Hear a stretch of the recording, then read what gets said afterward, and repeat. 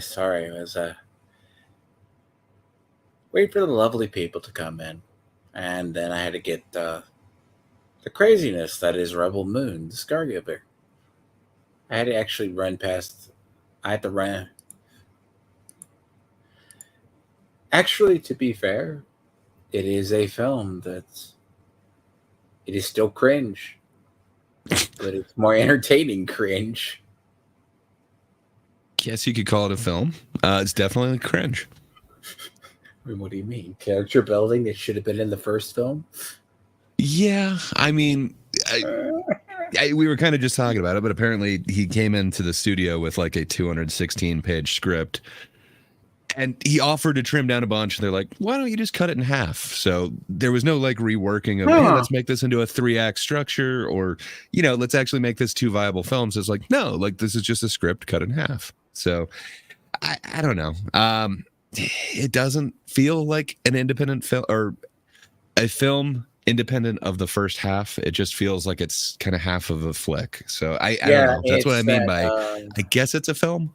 And apparently, the very definition, he took the inspiration from like 40K, Starship Troopers, Star Wars. I swear, Samurai, Magnificent no. In this Battle one, Amongst the Stars. In this one, I think I saw the Chronicles of Riddick with the Necromonkers reference. Yeah, I could see some of that. I guess there's like a bit of Temple of Doom part in there too. Mm-hmm. How did you forget about the? I guess it is the Chronicles of Riddick. From my memories, I try to forget all of Vin Diesel's roles. It's not the best one, no. What Chronicles of Riddick? But so we begin with Rebel Moon, where it ended. They go back triumphantly to the planet, thinking that the evil. You mean Velt, the moon? Oh, it. Oh, sorry, it's a planet-sized moon. It's the Rebel Moon, sir. True. God, it's just a planet-sized moon on around a gas giant. To be fair, you could call them planetoids, like we consider. Fair enough. Titan or something. I'm just being a jerk, but it's not Rebel Planet; it's Rebel Moon. So there's this overarching montage of what has happened since the last film, and I mean, there's going to be spoilers because, bear in mind, the show is. So they all come back, I guess, after everything, and they think the man's dead and the ship's gone back. The Atticus Noble, the most, I don't know, what would you call that? Subtly named character ever? Fair enough. I don't know. I like him as a villain, but he is so written wrong. Like, he actually makes sense as a villain.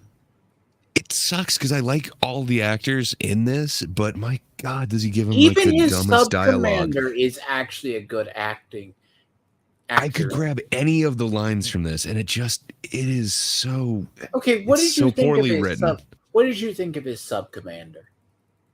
Like a little under him. I like it. Like he had some kind of reticence to okay, do I actually leave this guy in charge? Do I just give the order of like he's in charge now? This is his kind of shot in charge, but when he sees kind of how messed up this guy is, how he's somewhat enhanced after being reborn again in a Christ pose inside of a weird, chrysalis, I believe they called it.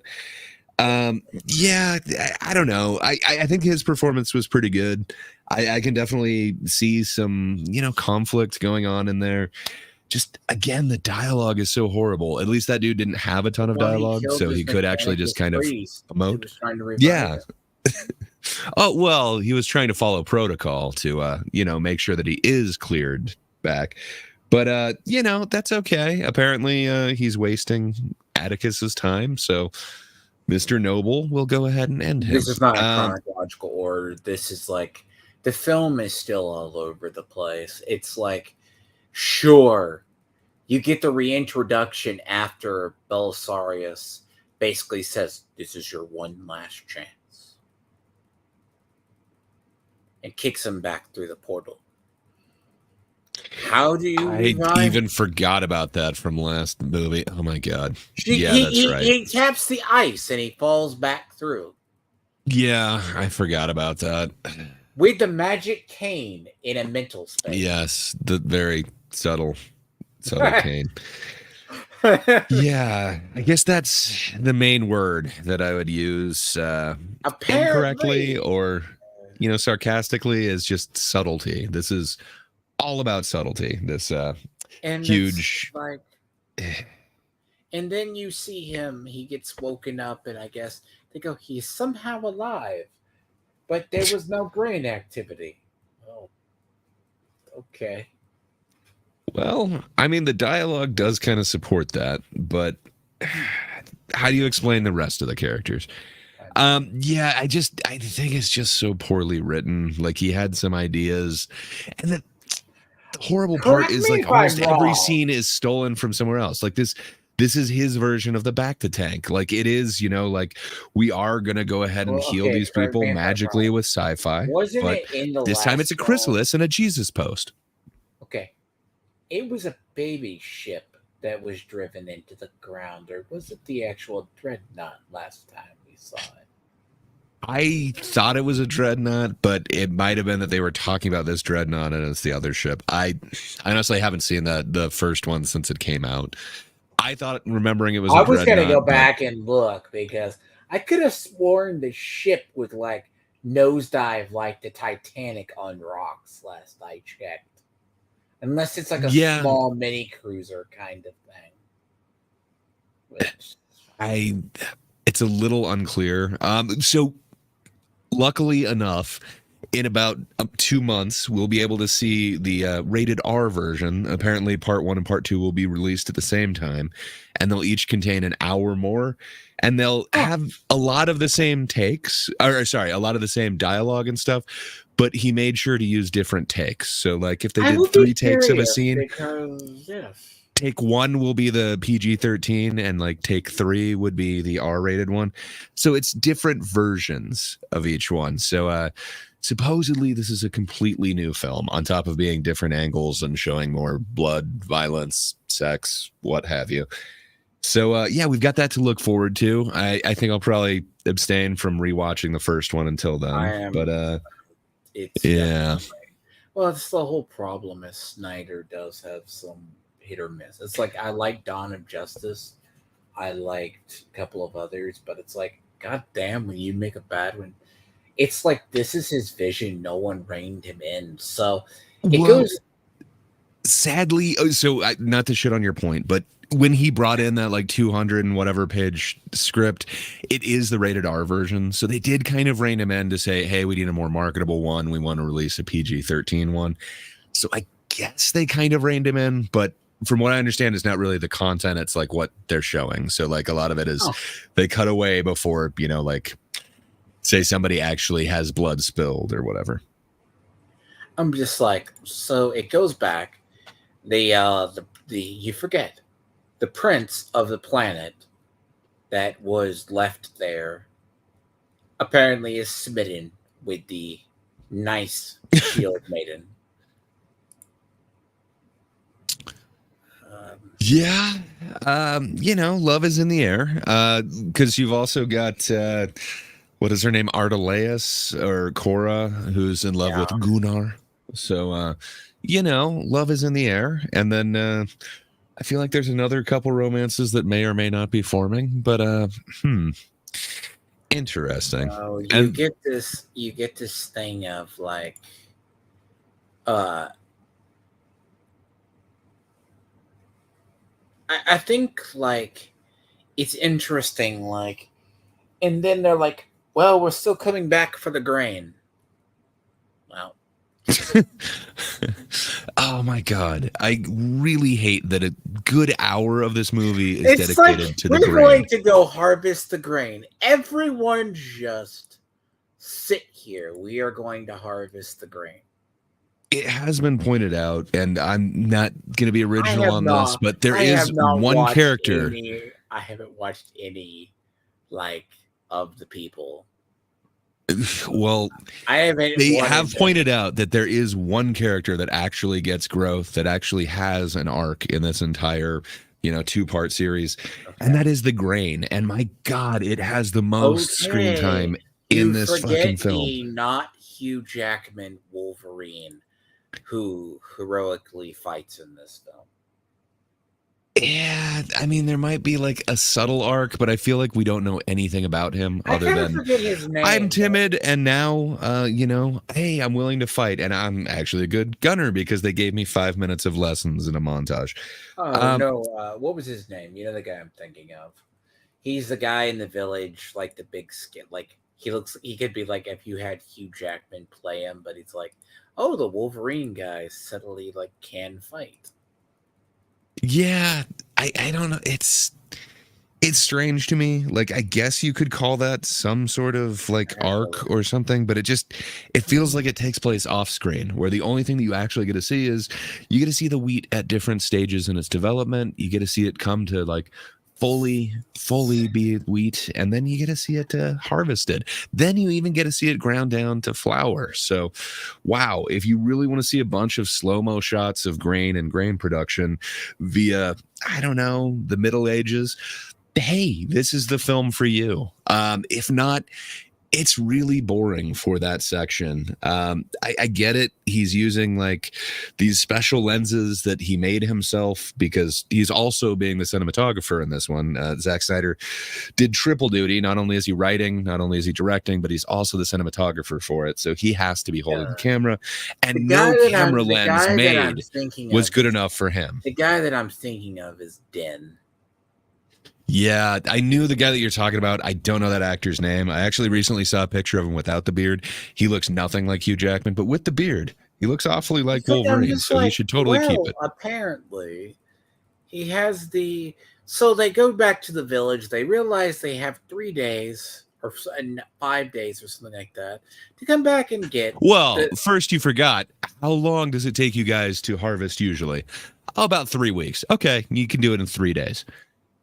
So, apparently just being a general, you can motivate people into doing 3 weeks of work in like 3 I'm days. also assuming they had extra hands with all the people who... There's only one... There were certainly people standing around holding lights, so I guess they had extra hands. I just don't know if they helped them in the grain production. Okay, so the holes from the first film are still here. The Furiosa chick and all her people who survived, I guess, the station battle, I guess, helped them harvest grain. But, yeah. I don't think so. I don't know how many of her Perhaps I people... misinterpreted that. Well, but they were with, so the Blood Axe sister, I can't remember her name, but female Blood Axe, she just doesn't show up until the very end. I don't think she was involved in any of the grain production or her people, and those would have been the people that Furiosa comes from. People leave with like... I don't think so. I haven't seen it since last year, so maybe I'm remembering it wrong, but I didn't think that those villagers were people from there. I thought she was just one of the Magnificent Six that joined this, that decided, she must avenge Blood Axe because, I don't know, but she's one of the chosen where the other people in that group weren't, but magically they show up at the end. Oh, so yes, that's awesome. Yes. You forget all these people magically have the 40K backstory of successful rebels. The evil empire came to my planet and did things to me. Oh, and that, like, I don't think we talked about that. Where for some reason, like an hour into the second movie, they literally have all the characters sit around the table and just, okay, exposition dump. Who are you? Where do you come from? Like, I don't know. So we talked about Fallout last week, or whenever the hell we talked about Fallout. It might not be the best way to do it, but it's at least somewhat clever that she's, in an interview to try and get a husband from a different vault. At least that kind of gives reason to talk about her skills, talk about her backstory. In this, it is just straight up exposition dump, one after another, where they just go around the table. How he got to his. Torok explains his. And it's so stupid. I guess we could go through each one of these, but it's like, okay. So Nemesis they bring back those stupid... Nemesis comes from stupid bags. The ones that they had the musicians wear in the horrible Caesarean tragedy that befouls the king and princess before of you this get to land. that, right? It's kind of like, okay, so isn't it like, so correct me if I'm wrong. Nemesis backstory, she's just an Asian person who lives in a backwoods planet that gets attacked by the Imperium people. And she had kids.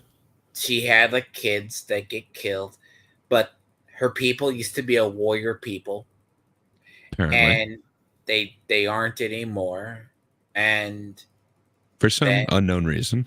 and Unclear. then, Don't need to yeah, go into it. don't know, no need. Apparently, after she gets her village bombed to death, and she survives. Which, of course, is by the Imperium, because that's what happens in each one of these backstories that goes around the table. Somehow they were wronged by the Imperium, so they must take vengeance. Here's the thing. How does she get her cybernetic hands? To wield these blades, she must cut off her hands and have cybernetic enhancements. Which it's really unclear as to why. Later on, there's a scene where the blue blades, so Nemesis is the only one who has red blades, so maybe there's a different technology going on, but the blue lightsaber type blades, Korra tries to pick one up and it burns her hand, so the implication is like, maybe you need to have some sort of special equipment to handle these or something, so maybe that means that Nemesis's, which are red, which are possibly even hotter or something like that, you need to have robot hands to wield, but that makes sense. Very unclear. It doesn't actually say this anywhere in there, but these special gauntlets, these robot hands that apparently if you just take the blade and cut off your hands, then you can wear these gauntlets. They are infused with the fury of her ancestors, if I remember right. Or is it vengeance of her ancestors? I can't remember exactly the phrasing. Like that, yeah. Then you okay, so now magic, and she had never fought anyone before this, but then her kids died, so she had to pull out these gauntlets and swords, and now she's a badass fighter, just amazing. Then you get Furiosa's backstory, the one that was like the blood axe person who followed. Where apparently she was a lava farmer, a little unclear as to what exactly she was doing and there. The planet actually gave over whatever, and then the planet was later enslaved and moved around to farm for the Imperium. Yeah, and apparently, is it Darren Bloodaxe? The somehow Bloodaxe brothers saved them, and they somehow liberated her. So she owed her life to him, and then somehow she became one of the strongest rebel fighters ever. So good for her. But you missed, we kind of went over, now I'm blanking on his name, Tarek. That's the other problem. I've seen at least 4 hours of these movies, and I don't remember the characters' names, except for Nemesis and Korra. I'm not like the person. It's like hard to remember these people's names because you don't hear them. But Tarok, I believe is his name. Tarok He's the guy who's prince from a planet that was disgraced, and his mother, who was a queen, fought to the end, and the planet was bombarded. She goes, "You need to remember your legacy and fight." And she says this while jumping off of a building. No. This is the prince that was left on the planet. I gotcha, but his mom is alive, and he's kind of explaining the backstory. And apparently she says, like, I must stay here, but you would never leave while I'm still alive. So, and then she just jumps off a building. It doesn't really make sense to me. Doesn't the planet get blasted? Well, and then the other thing is, like, it's just such a weird, like, Victorian era, but they have flying birds, but he's kind of John Carter from Mars, but kind of not. It's all over the place, but nothing is original. It's just like Zack Snyder took a whole bunch of elements from a whole bunch of different properties that he liked and then just mashed it all into one, but not in a good or cohesive way. It just, instead of like creating a puzzle, he just kind of mashed them into like a ball. I don't know, man. It just, none of it works for me. None of these backstories work for me, and they're way too late. Like we already had kind of the idea of what Nemesis was, that, she had kids, but they were taken away. Now she is living vengeance. But somehow this version of like her story makes it worse for me.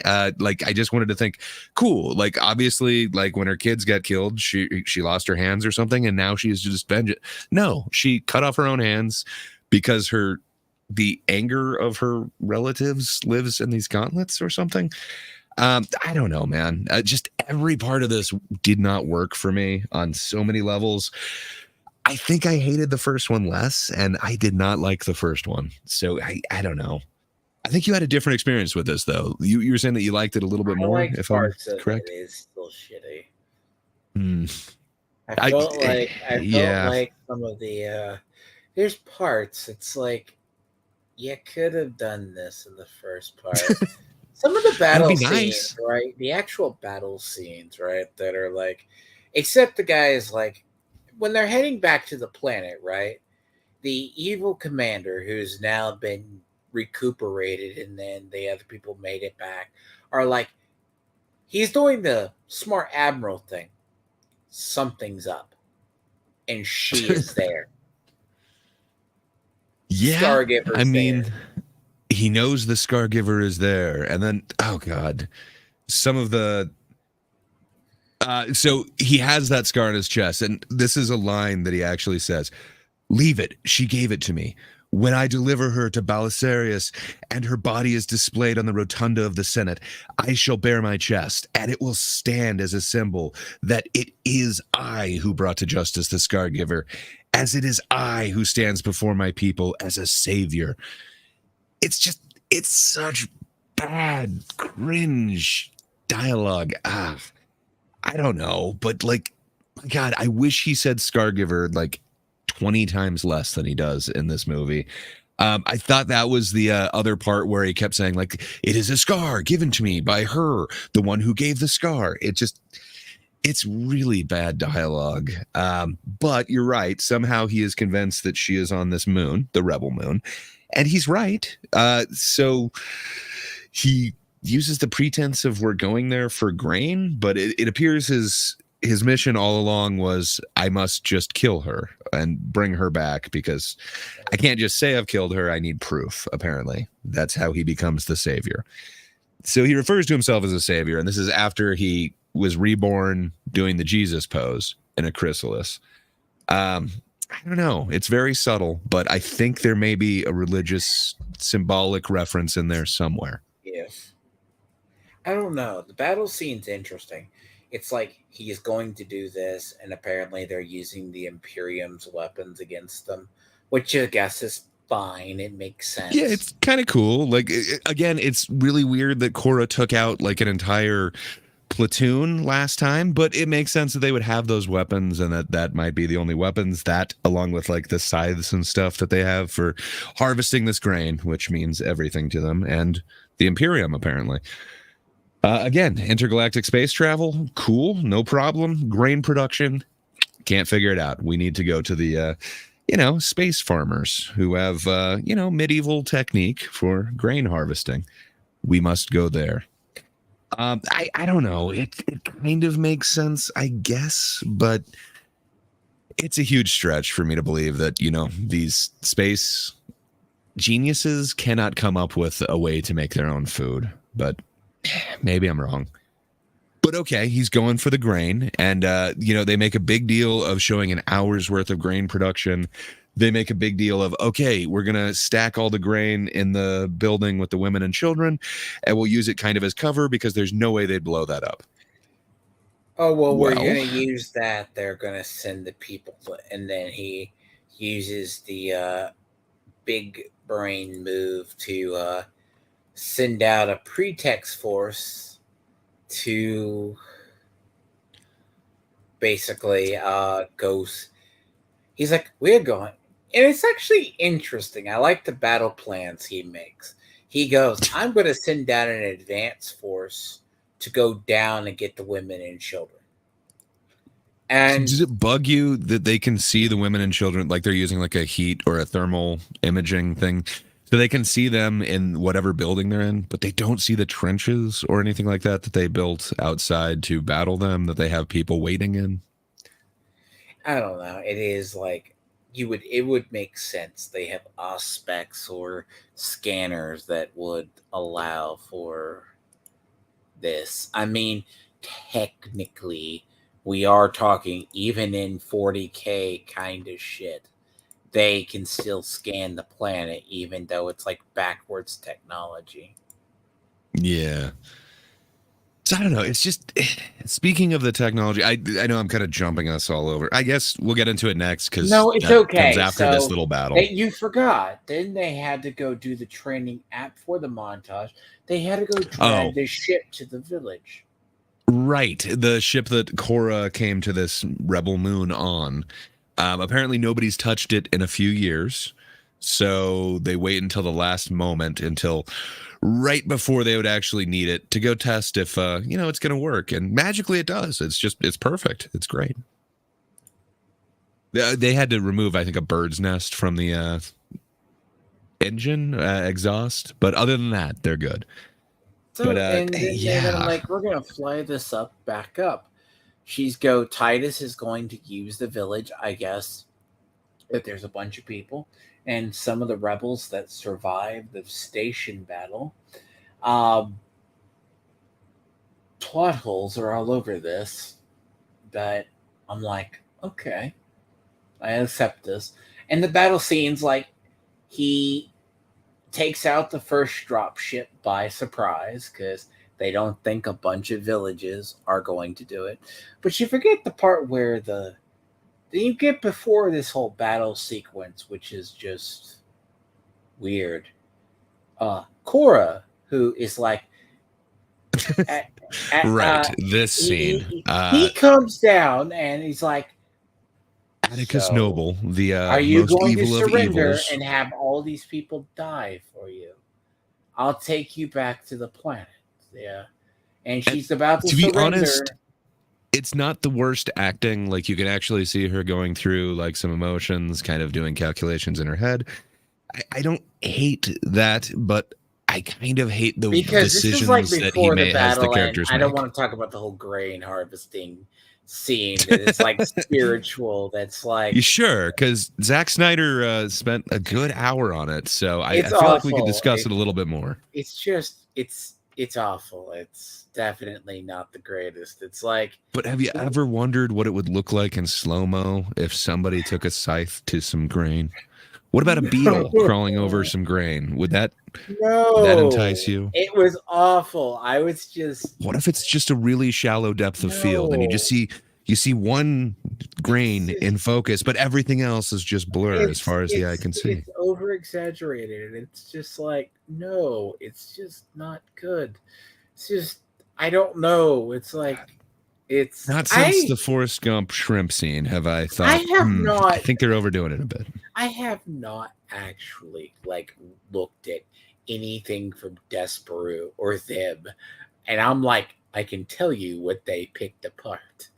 I'm like, I mean, I don't know how anyone is going to be, unless they work for the grain industry, how they wouldn't call out the fact that an hour of this is dedicated towards wheat, which means nothing in the end. We're gonna make the grain look holy because. Well, so I did watch a couple of interviews behind the scenes, and Zack Snyder made a big deal of they actually planted all of this wheat, and they actually harvested this entire field of wheat, and they actually turned it into flour. Of course, it means nothing in the show, like, who cares? But they actually did it, and they set their production around this actual grain production. I don't know. It means nothing to me. It was a really boring part that actually ends up meaning nothing, but okay, he got to be a farmer. So you get Atticus Noble comes down and sacrifices, and then it's Gunnar, who loves her. Excuse me, his name is Gunnar, not Gunnar. Gunnar would be cool. So he says he shoots it, and then the village instantly goes to war. And it's just on from there. They take out the first people. They throw the missiles into the thing, and it's like a bunch. Yeah, of course, you're gonna like win the first part, and then they go, oh shit, the mechs come.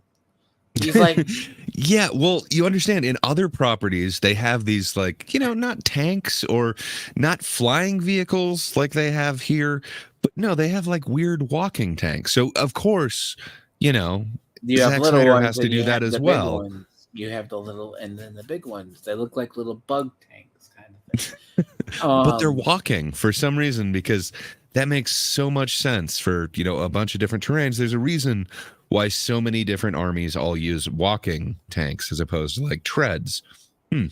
Okay. Interesting. And then again, they have the technology where they have hover ships and stuff. They could, just not be on any terrain I don't whatsoever and know. just start I've destroying everything. determined. I've looked at how that technology works. It's so weird. It's But what it's about a amazing. walking tank? Like that is weird technology It's as well. strange. Like, It's like why it would you would. do that? It kind of makes sense to have like a walking tank, and then you have like the other ones that are. All right.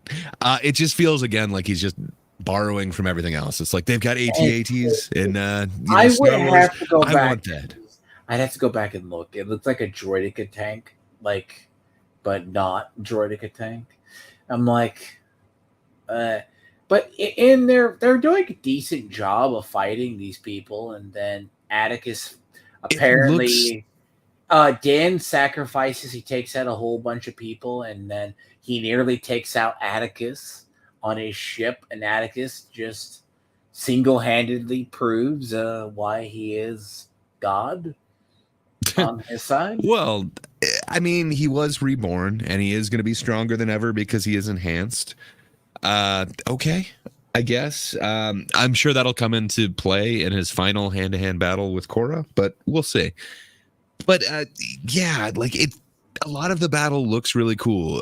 Again, Zack Snyder loves slow mo shots, and he's giving everybody like a glory shot where, like, you know, what's his name? Titus. He grabs this one guy and kind of suplexes him in slow mo.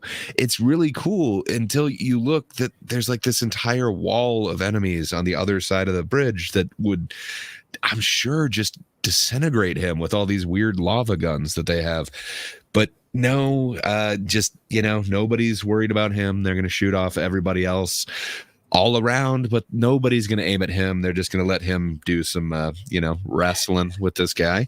Okay, let me And they do count. that Let for me almost counter. all of these characters, Let which no, no, it no. Let me. looks very beautiful. No, let me contradict you because it's not to be the mean. It's just here's my theory.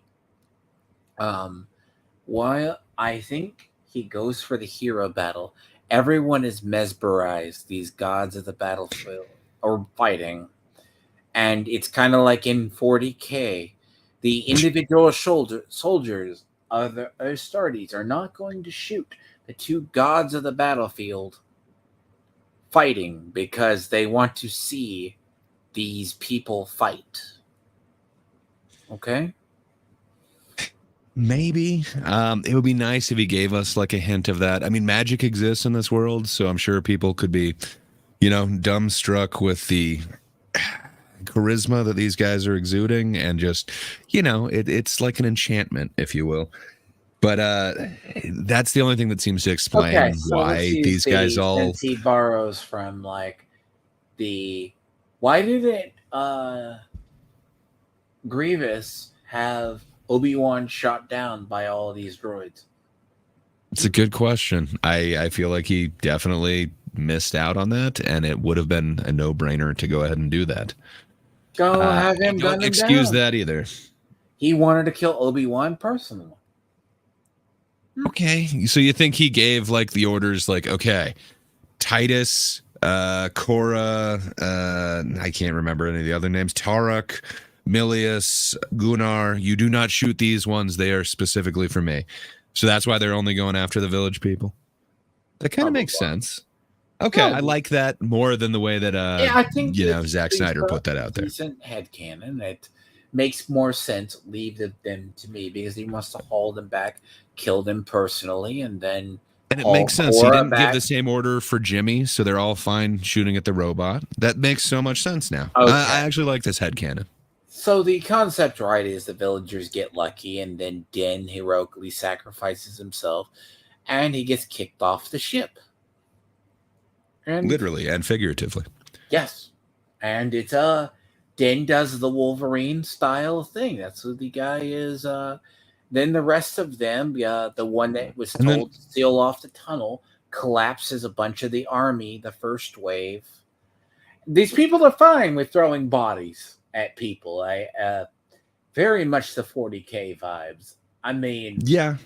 And very much. it appears to be part of Atticus Noble's plan that he's not going to actually need the grain if he gets rid of enough of his own troop as well. Yeah, So I don't know. Fair enough. You're right. It seems like he doesn't have an issue throwing body in. Grinder, you know? Yeah.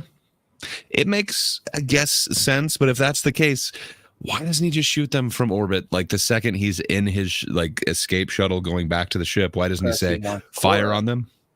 Now the whole thing is you. So he's planning on going back down and then getting Cora later, or it's unclear to me exactly. That's where there's plot holes. So he goes back up to the ship to heal or recuperate or to figure out how to get her, and then she flies up to the ship while they're fighting, and then in her broken ship from a previous one. Like there is no identification. Apparently, at the mix of battle, they just say it's damaged, and any Imperial ship is any Imperial ship. But I guess. But she uses some subterfuge and kind of sneaks her way on board, saying that she's injured, and then they cover themselves up so that they can't be easily identified.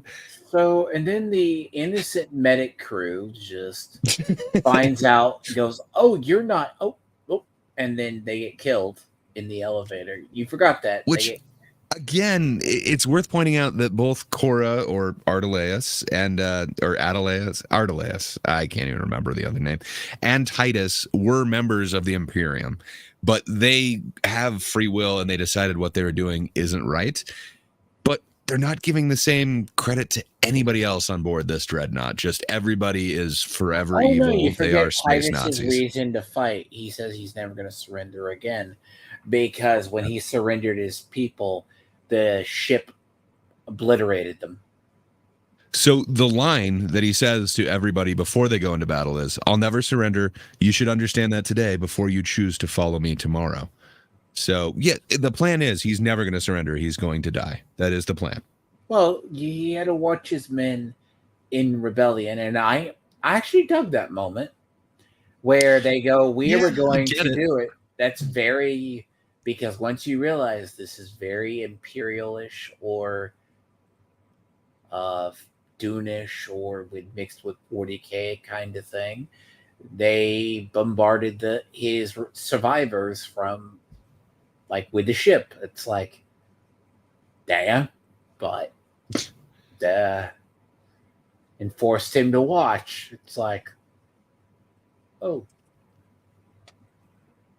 thanks, Patrick. I could not remember that for the life of me, but you're right. Cunnilingus, that's the character's name. What the fuck? So, yes.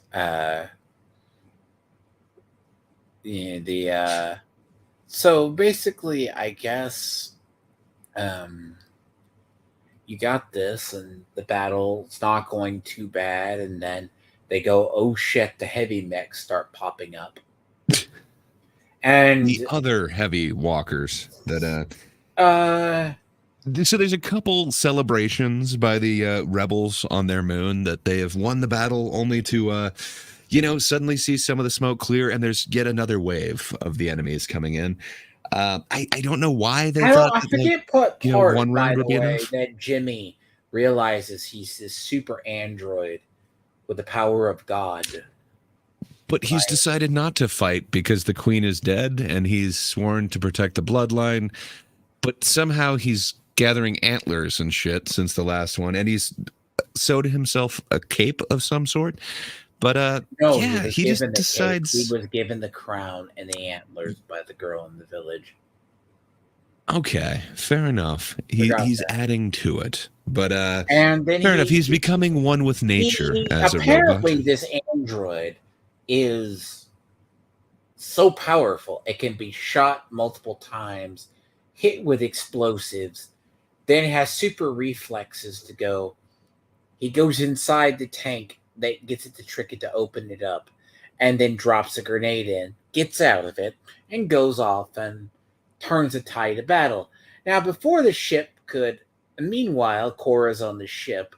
She gets detonators to go to the reactor, which apparently this Would you consider that a reactor? Because I was going to ask you. I have no idea. How do you think these ships are powered? Because they've got space coal, and they've also got this space giant robot that somehow her head is attached to the back of a cannon. I don't know if it's a robot Does this robot mother thing, does it just power the cannons? And then everything else is coal powered? Or it's unclear, but sorry for interrupting you, but Korra put some explosives right on the forehead or third eye of this giant robot thing. It's just this giant robot head. How is the ship?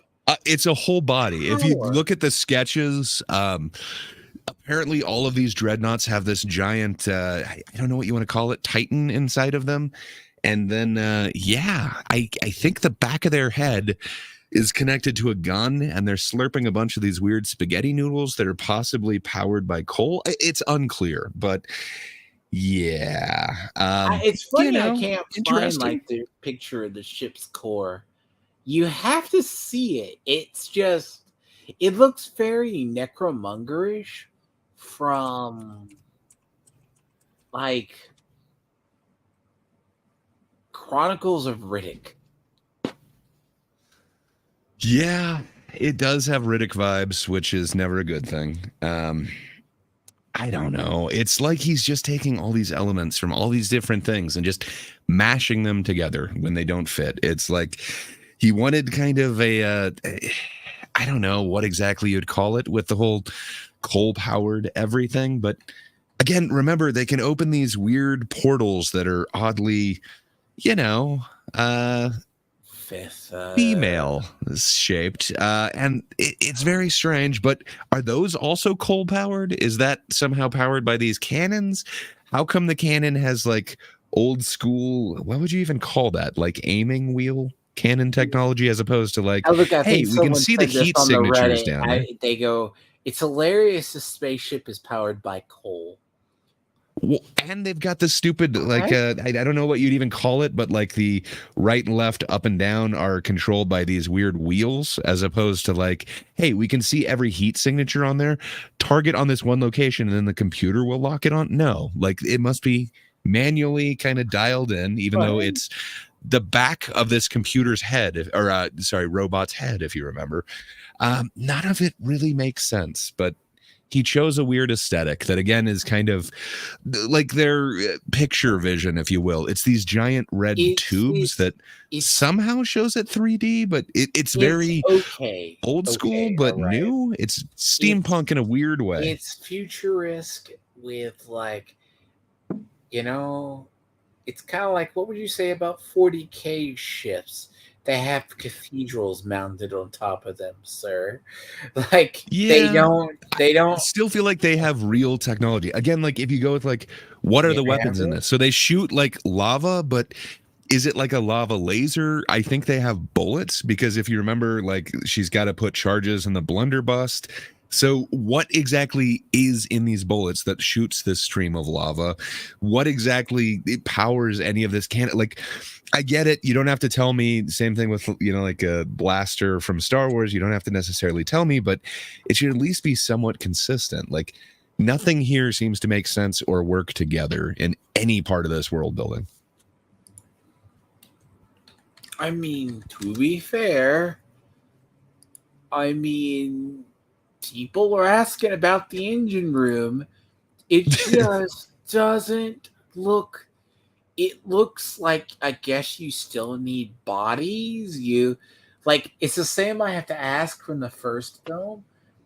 How did he pull him through space and then knock him through ice? Space magic.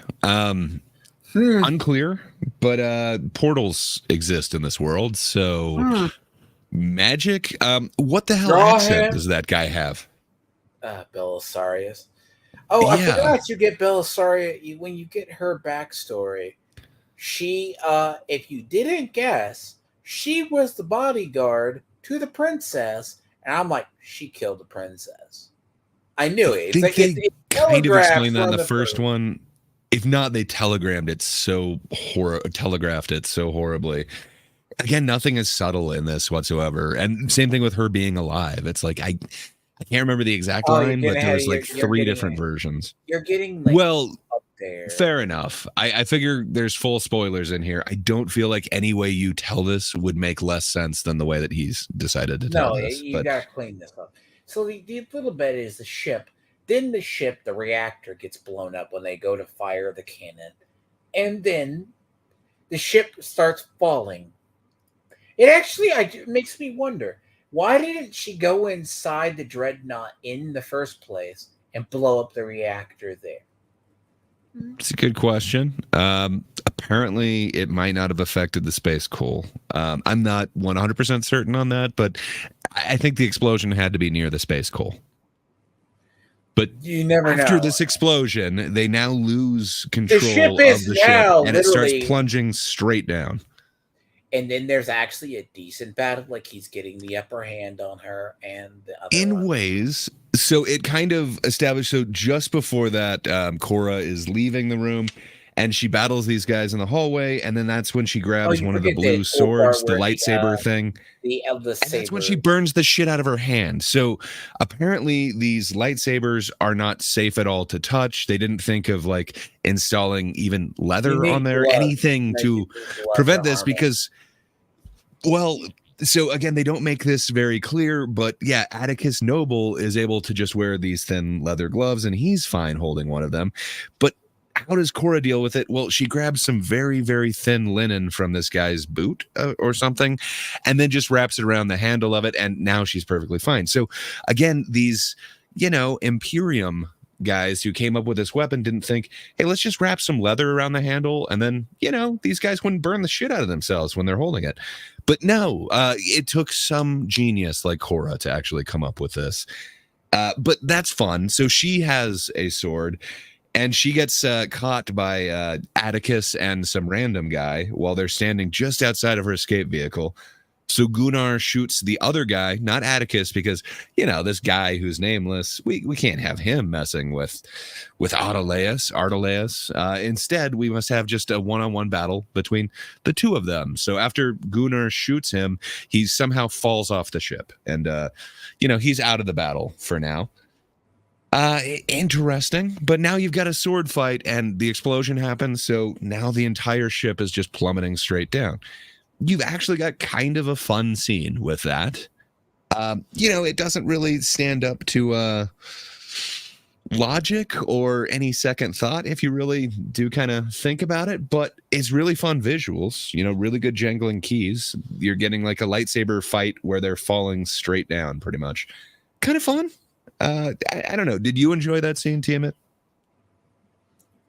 No. Lightsaber battle, falling straight down. It's kind of The fun. King's but, gaze does at the end of Rebel Moon go into the rocks. So they picked it up and they fucking flew it back up. So that was the same ship? Yes. Okay, I didn't realize that. Yeah, I will have to take a look at the stupid rated R version, but I'm not going back to the first one.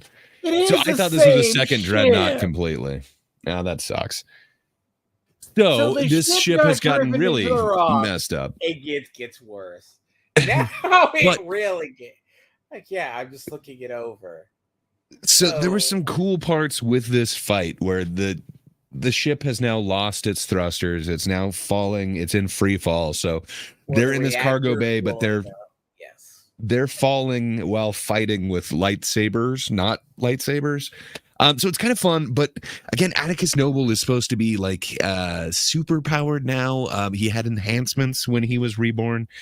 So you would assume that like this superpower, again, he was able to just like pick up one of these robot priest guys and strangle them.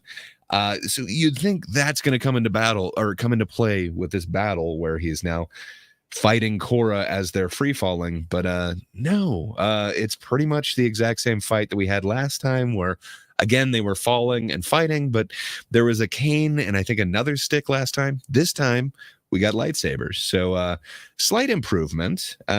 You know, that's kind of interesting, and it's fun to watch Atticus like slam into a bunch of obstacles they run into as they're in free fall.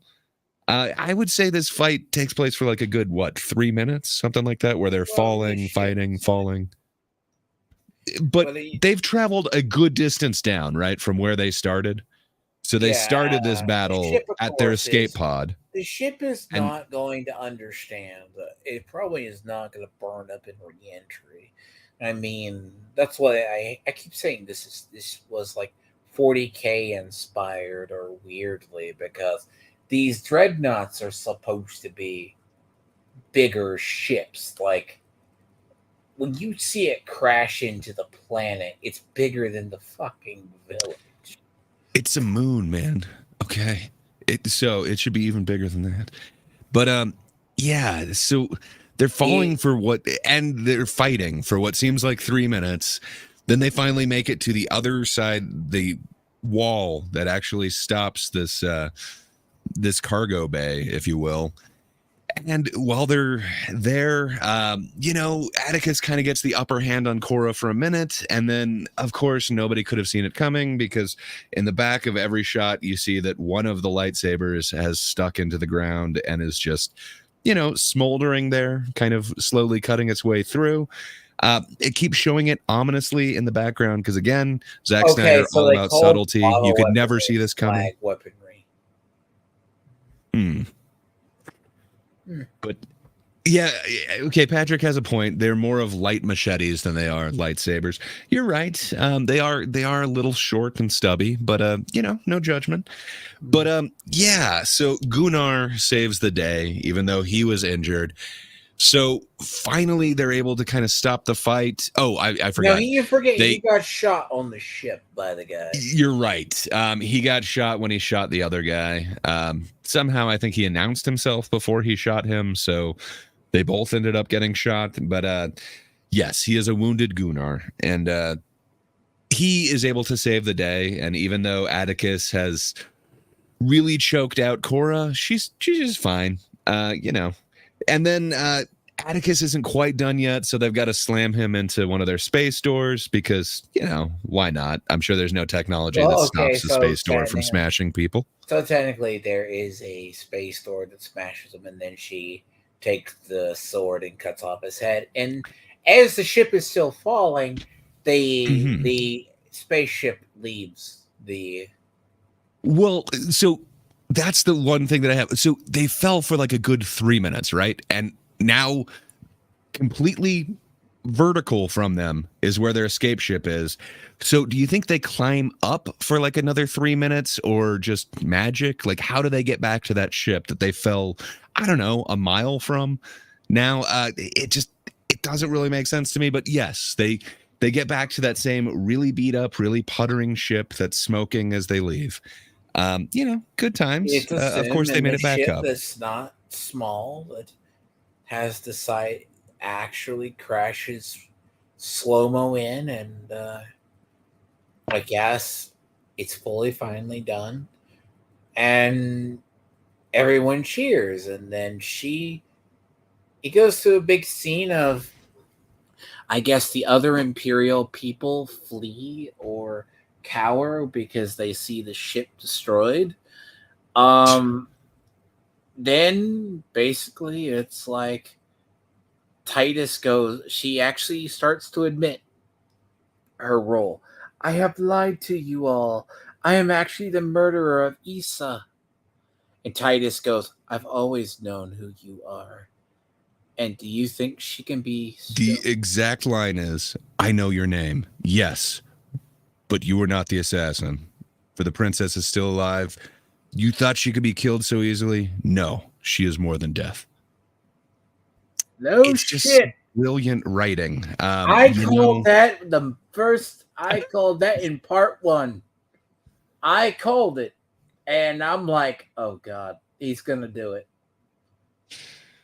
I'm like, So out of everybody in our Magnificent Six, I think we oh had no no no no no! seven. I skipped over we skipped over the beautiful assassination when they're christening the ship Peace, the dreadnought named Peace. The That's true.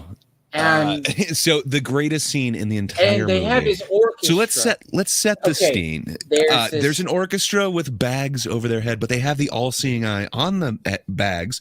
But these guys have had to practice their piece so much that they can play it without looking at any sheet music. They just know it off the top of their head, and they can just feel it with their instruments. So keep in mind, this orchestra has been trained for just this thing. But if they take the bags off their head, they will most likely see something they can't have seen, and they will be killed. So there's extra tension added for them, but somehow this orchestra knows when things are going to get tense, and they're going to raise up the tempo of the music and make it a little bit more intense. But everyone is dressed as space Romans for some reason. And we've got Carrie Elwes. You might remember him You from got Princess it's Bride. like very Rogue Trader-ish. Like they're flowing through like Rogue Trader slash like a cathedral area. They go, why weren't we greeted? And Belisarius is there, and I guess they know instinctively to start playing faster because they're all wearing the one-eye masks, the all-seeing eye masks. But they've got a space Caesar, this guy. I don't.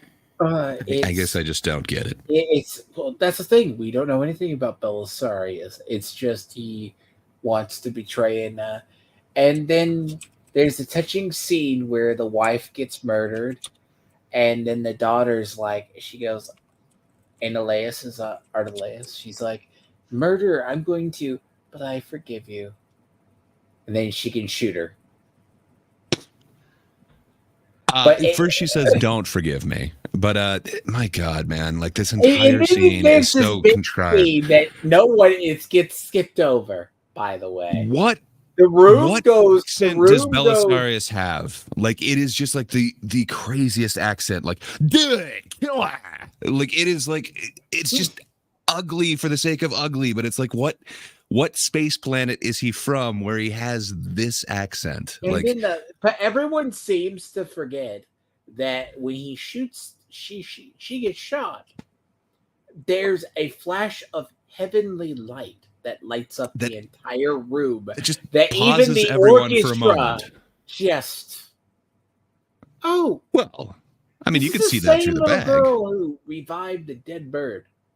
Oh. But magically, now Belisarius just tells everyone in the room, including a bunch of people who participated in the stabbing of the king, that Cora is the one who did it all, and that everybody must get the assassin Archelaus or whatever. It is just, there's a way that you could have done this and made it. The pistols and just murders all the guards. That comes up right after that. A bunch of innocent guards who had nothing to do with this, who didn't set this up, who were just standing guard. He shoots them all in the head and just waddles out the door. And somehow escapes in her little shuttle and makes it to this moon. So, yeah, that's kind of her backstory. But by the time we're done with this story, we have lost, I guess, 3 of the 7. So we lost, I think it's Darius Blood Axe in the last movie. We lost Nemesis. And then sadly, when Gunnar and Cora land, they're able to watch the dreadnought blow up. But as Cora is paying attention to that, she looks back at Gunnar and he's no longer there. So we've now lost 3 people from our Magnificent Six. We're talking about the Scargiver. So we only have a few of the core. I think we've got 4 left now. I think there were 7, and then now we're down to 4. When the big mechs come through as well. Apparently the you're right. We now have 5. You have the Blood I'm sorry. I thought you were talking about Jimmy, because Jimmy decides to get in the battle for no reason. Oh, you also have now he's one of the core 5. The sister of the Blood Axe guy just shows up and saves them all. I guess she was going to come and save them from the dreadnought. It gets but she had to wait till the last second because you couldn't actually participate in the battle. Once it's won, then it's time to come by. No, so the film is definitely not better. If and I swear to God, they're going to give him a part three because they go. So supposedly part 3 is already signed off right now. I was listening to an interview this morning, and they were saying yes, part 3 is confirmed. Oh, So at least part two of season two of Fallout is already been inked, by the way. which is awesome. It should have been there were guaranteed in the first place. yeah. Much to the chagrin of Vincent, who will watch the Eyes of New Vegas. Well, they did. So they did change a couple things since Rebel Moon Part 1. So Rebel Moon Part 1, they at least did a very limited theater release of it, so at least it could be like kind of nominated for awards, which it wasn't, and it didn't win any. So congratulations. But they didn't even do that with part 2. There is no release, and oddly enough, on the front of Netflix, they didn't even have it advertised like for a full day, which they had Rebel Moon just all over it the first time. So it seems like maybe there was a mix up there, or they've cared less. When a movie is that bad, it's already on the high seas.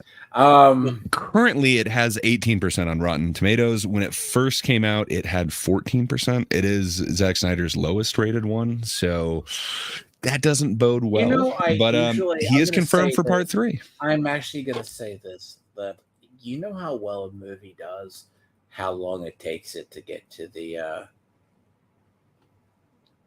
high seas. This one reached the high seas almost immediately. That is going to be an issue with the Netflix ones, though. Like, people find a way to put a version of it up quite quickly. To be fair, like something in a theater, you get cams first, which who likes watching the cam ones? Those suck. So it's. I watched it. I was entertained by the battles, some of the character development. But overall, I'm just like the grain. I get you. Kill me. This film's awful because I'm like, I want to see more of Evil Space Admiral.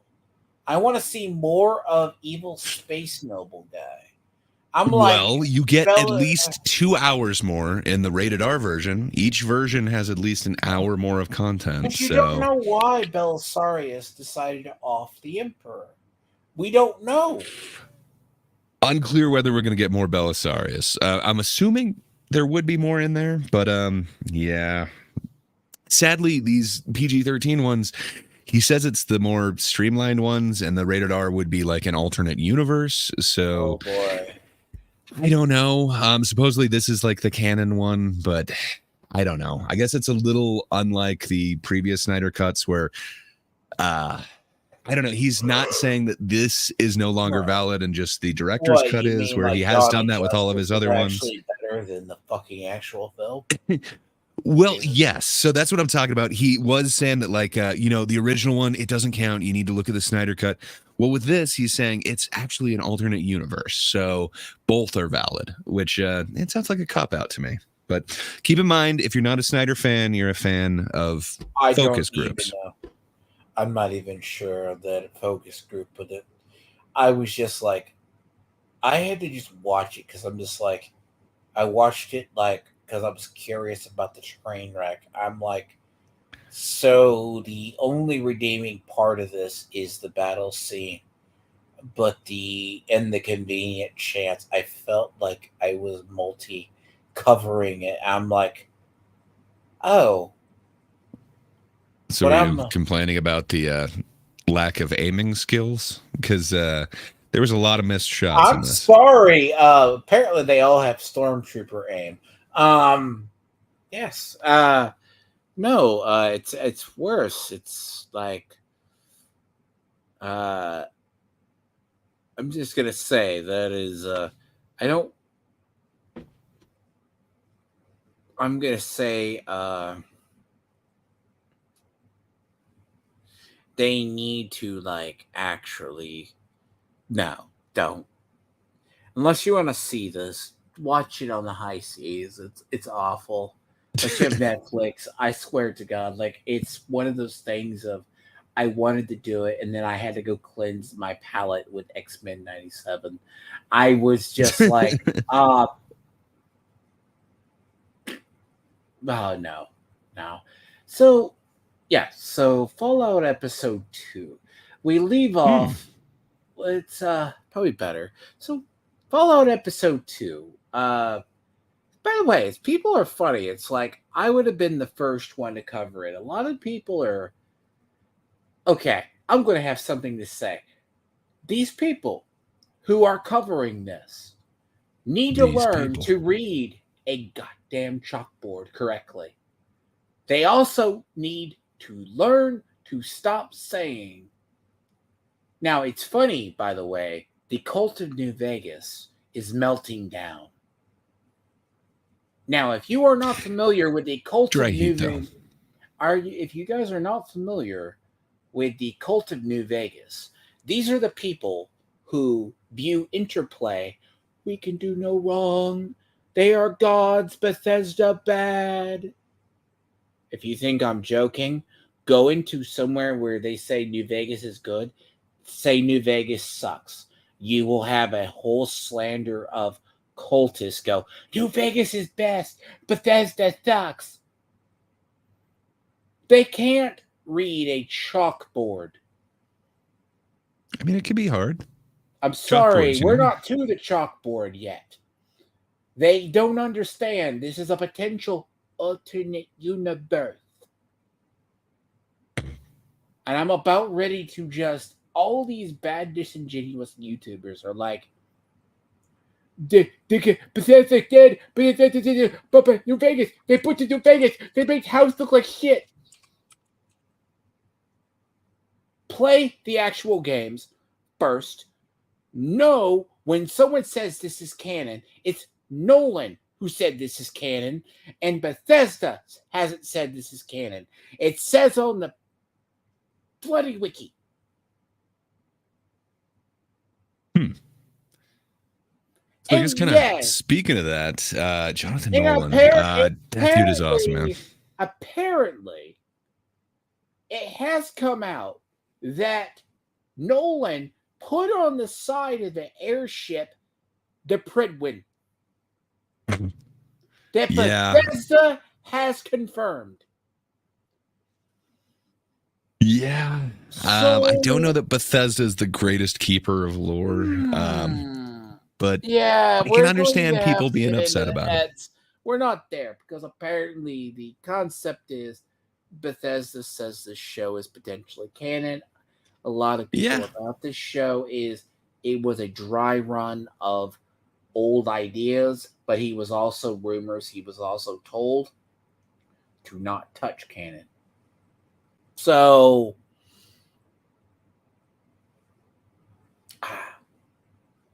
there's a lot of disingenuous coverage of this show. Well, a ton. And we're not I'm just a casual here. Like, I know Fallout 1 and 2 pretty well, but aside from that, I'm kind of going off of what I've read as opposed to what I've experienced. Man, this show is really entertaining and really captivating. You know the person who was Lucy, right? Plays Lucy.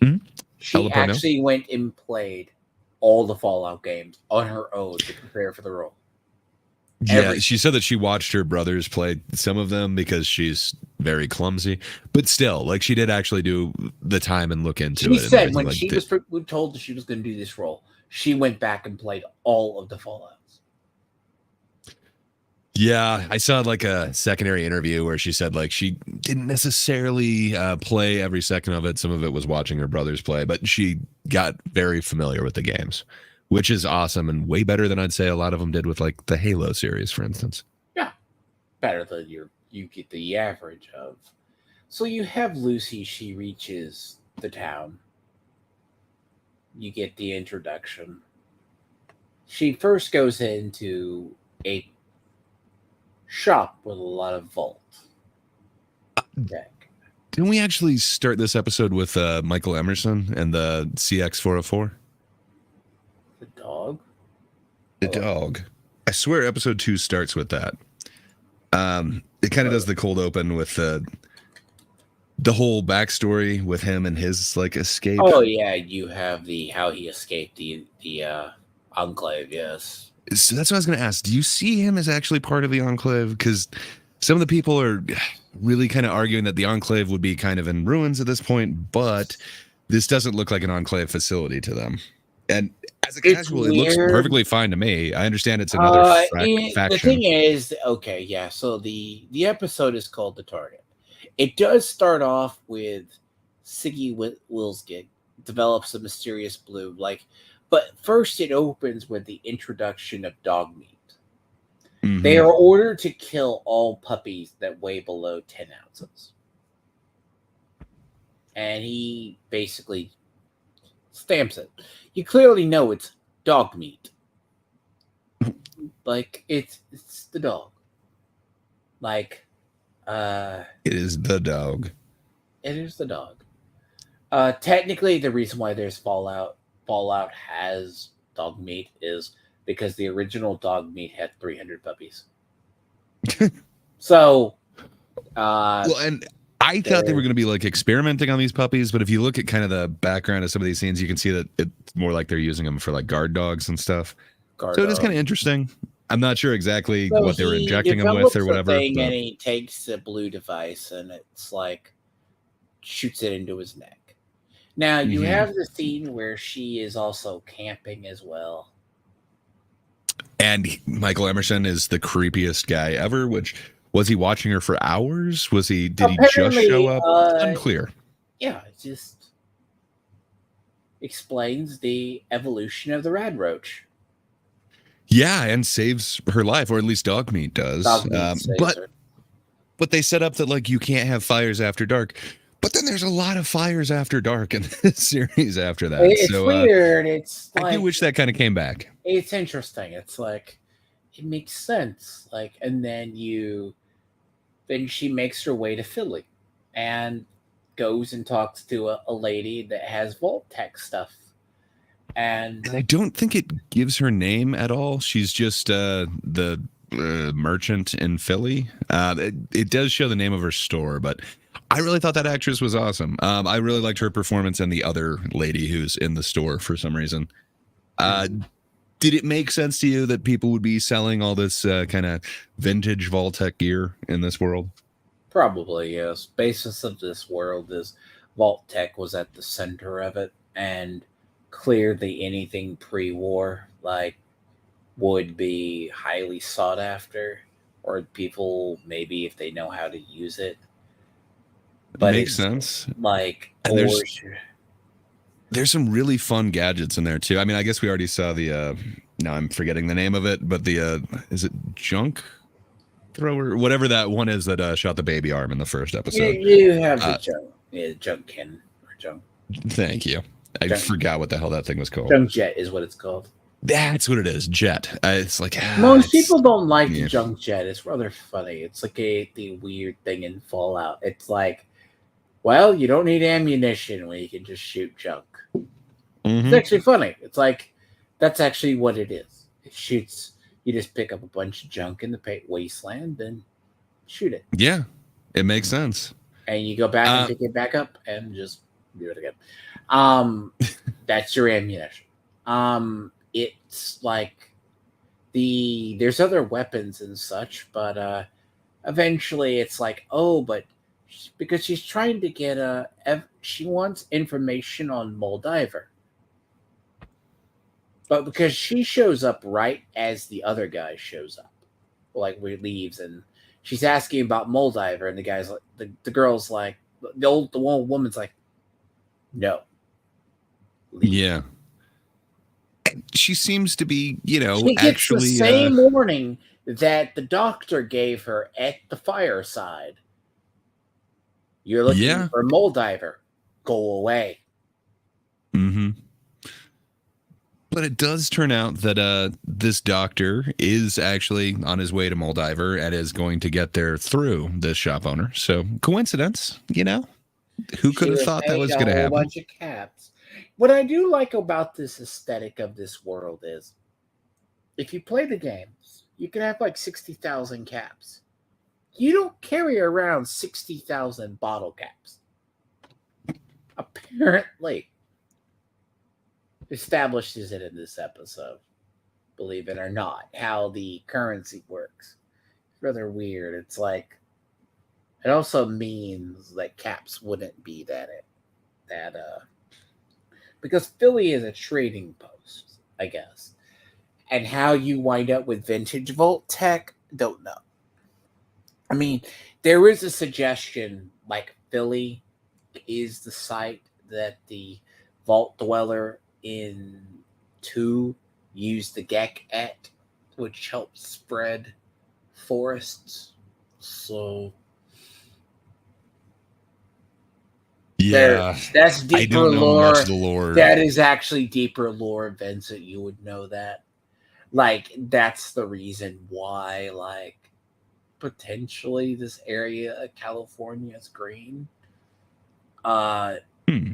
Because of the Gek. But yeah, and I don't quite know the lore past that. Like, I remember those games, but I don't know what they've done with like the future lore of like what is supposed to be the remains of it. I know a few people were upset with the Enclave thing.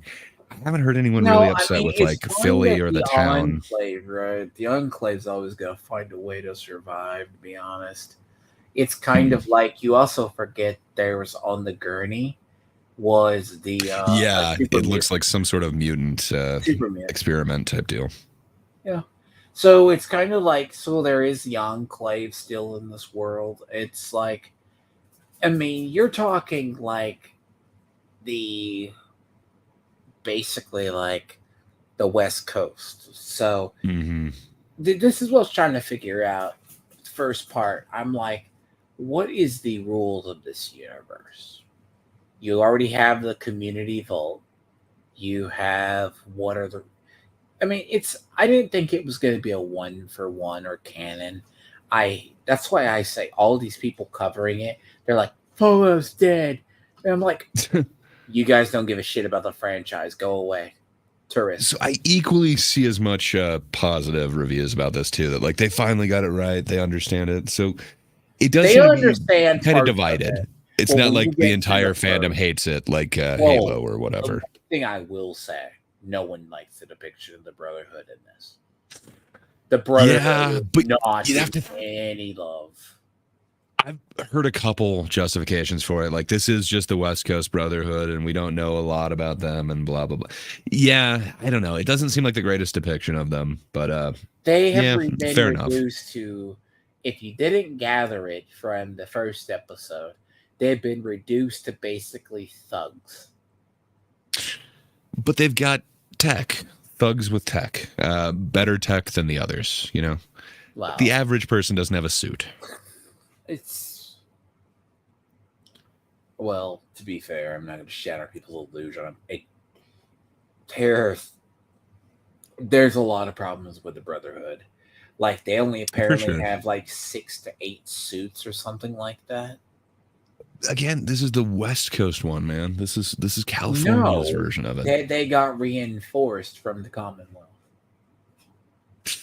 Yeah, it's a little unclear, like exactly who And all. by the So way, the you're right. They got Commonwealth, reinforcements, here's what but really breaks it. There's only one Pridwin. They're not going to send that damn thing west. And you need that's a a pretty super good point. reactor. You need a super reactor to build one. And it's bad enough in the lore to build the Predwin, and it's not confirmed. And this is probably why they will never go back and touch Fallout 3 again. Well, do you know They how many got that chips super. Moldiver made? They Maybe actually, Moldiver made a bunch. they actually got. This is something in the lore people don't think about it. The Brotherhood actually stole the super reactor from Rivet City and killed all the people there to build it. Where else in the capital wasteland would you have a super reactor? Just saying. Ponder that a second. That's been in between the lore. They also assassinated Sarah Lyons. So, yeah. So, you can. Well, The Brotherhood definitely is not the shining example because, I mean, I would hope Vincent knows of the the lore. But it's the town Philly is this backwater place, like a trader village kind of thing, and like you also see the ghoul waiting outside the shop, and then the doctor shows up. And it's right after this whole thing, she talks to the doctor, shows up, and doctor's like, "We meet again," kind of thing, like it's fate. Yeah. It's interesting because it's how this. It kind of is, I guess, fate, because, you have this, all of the characters that we've met so far, they just converge in this one spot, and she just happens to meet the one person who has to meet Moldaver, the one person who knows where Moldaver is. So yeah, I mean, maybe it is fate, but I don't know. How did you like the, I guess, first real action scene? Oh wait, I think we skipped the Brotherhood part, though, right? You forget the part where Titus gets attacked by the Yogwai. That's what I was gonna say. We totally forgot because he shows up in armor. So I think this had possibly one of the best cameos that I really was not anticipating happening in this episode. I got to be honest. I usually cannot stand the actor who, had quite the cameo in this one, Michael Rappaport. But I thought he was perfect as just like the dick Brotherhood member who it's like his squire's trying to connect to him. So what does he do? Clean my codpiece. I really kind of liked that. But I usually hate that guy. He was going to There's also this whole thing. He was going to let him die anyways.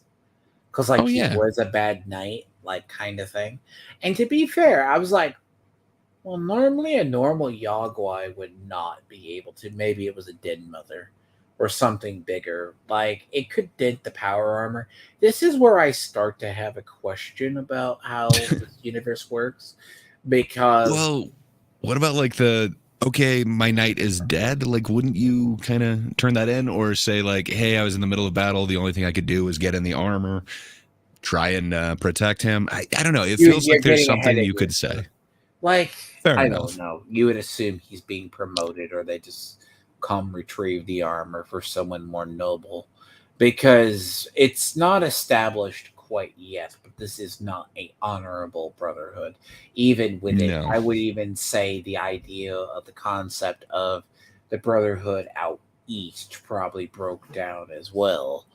But it's there's a moment, it's very interesting, because Titus is supposed to be, not Titus, but Maximus is supposed to be the cowardly, timid hero. He's like, oh, when I tell them you failed to protect me, you're going to be killed. And apparently he just lets him die. It's like, well, you don't deserve that armor. And he goes, you think you do? And he goes, as long as I get the target, they won't care. Which I guess you could explain that, well, the Yogwai killed the guy, I mutilated the guy, and I rescued the power armor. Yeah. I think that would be a viable excuse, and I still had to battle this thing off, and there were looters about. I couldn't just leave it there. It feels like there would be an excuse, and then you'd, kind of radio it back, but as opposed to squire died kind of thing. Yeah, and then crushing it. But the comms device, I should say. I don't know. It's an interesting choice. It gets them to the next step where, then Maximus happens upon the town of Philly as well. So now we've got all the protagonists in one area. So the ghoul, actually, the reason why I liked the ghoul is very much like he's shooting up to town. He has no issues with it. He first blows off the guy's leg. Which was unexpected for me. I thought, the fact that they're going with key perks is the bloody mess. I told you. Fair enough. That is just with Michael Emerson. I didn't think he was going for that actor. He's lost royalty. You actually need to that's the beauty of it. He uses VATS and he just shoots holes in people. That's actually they actually did release the character sheets for all of the people and their stats. It's actually kind of funny. But like the game is like he's just taking out the town and like they get him inside. Titus saves. Titus is doing okay until he gets caught in the thing and gets Maximus. cable cut. That's yes. Titus was the last one. He's the other gladiator Maximus game. playing as Titus, I should say. Ah, there we go. He basically like does it. It's like there's that awkward moment where Lucy's like, "Oh, saved by a knight in shining armor." But I mean, come on, isn't that the storybook? It kind of makes sense that you might fall But for there a knight is in something shining that armor, bothers literally. me here, like as she rushes, because the old lady gets shot too, and Yeah, but it's just a flesh wound. why didn't you go into the store and get guns to shoot the ghoul? Well, you got to be honest. She doesn't have that many bottle caps. Like even the ghoul in this fight, he grabs some tomatoes to get his health back up a little bit, but he drops some bottle caps for him. He's not thieving here. He's a good guy. Same with Ella. I mean, to be fair, what does it matter? You're shooting. He kills like half the people in the town. Yeah, but he's honorable about it. They fired first. Oh, he fired. Except for Michael Emerson. He did blow up He Benjamin's fired foot for no first, reason. okay? He fired first, all right? He did it, and then he goes in because that's the bounty. He's going to get the bounty. And it goes... You have to show him you mean business. And I guess it gets weird because the dog, dead out of rage, attacks the ghoul. And I thought they did the unspeakable. I thought they killed the dog right away. I'm like, no, there you oddly are. Enough, the ghoul shows that he's a good guy, even though he stabbed the dog who was attacking him. He does give it a stem pack, and she's back with us. So that's pretty awesome. He's already more, and it goes through the whole thing of he's mortally wounded or hurting, and then he just ingests cyanide. Like this whole thing that like gets him away across the desert, and then goes. Benjamin's logical. You forgot the really fun, super graphic scene of the. What is it, like Mr. Limb? Or I can't remember exactly what they called it, but he gets a replacement foot for about 5 minutes and then decides that he's too mortally wounded to go on. But there's another callback to the Voltec arsenic or whatever. Or no, cyanide, excuse me. Oh yeah, I forgot the Mr. Limb. The Mr. Limb thing is kind of funny because the show's getting like heat because of the drug that keeps ghouls like sane. Yeah, and that's not part of the original lore. Like, and I mean, I think that's actually a creative thing that would keep ghouls roughly from degrading. It's kind of a fun change to it, and then it gives it that, like, there is this kind of ticking clock on the ghouls. But I don't know. It doesn't bug me as a casual. You know these games a lot more than me. Does it bug you that they kind of messed with the ghoul lore a little bit with that? I mean, to be honest, the ghoul lore has always been messy. It's never been. It seems like they've changed it from game to game. Like they were kind of just leathery skinned in the first one. 100% like there. Yeah.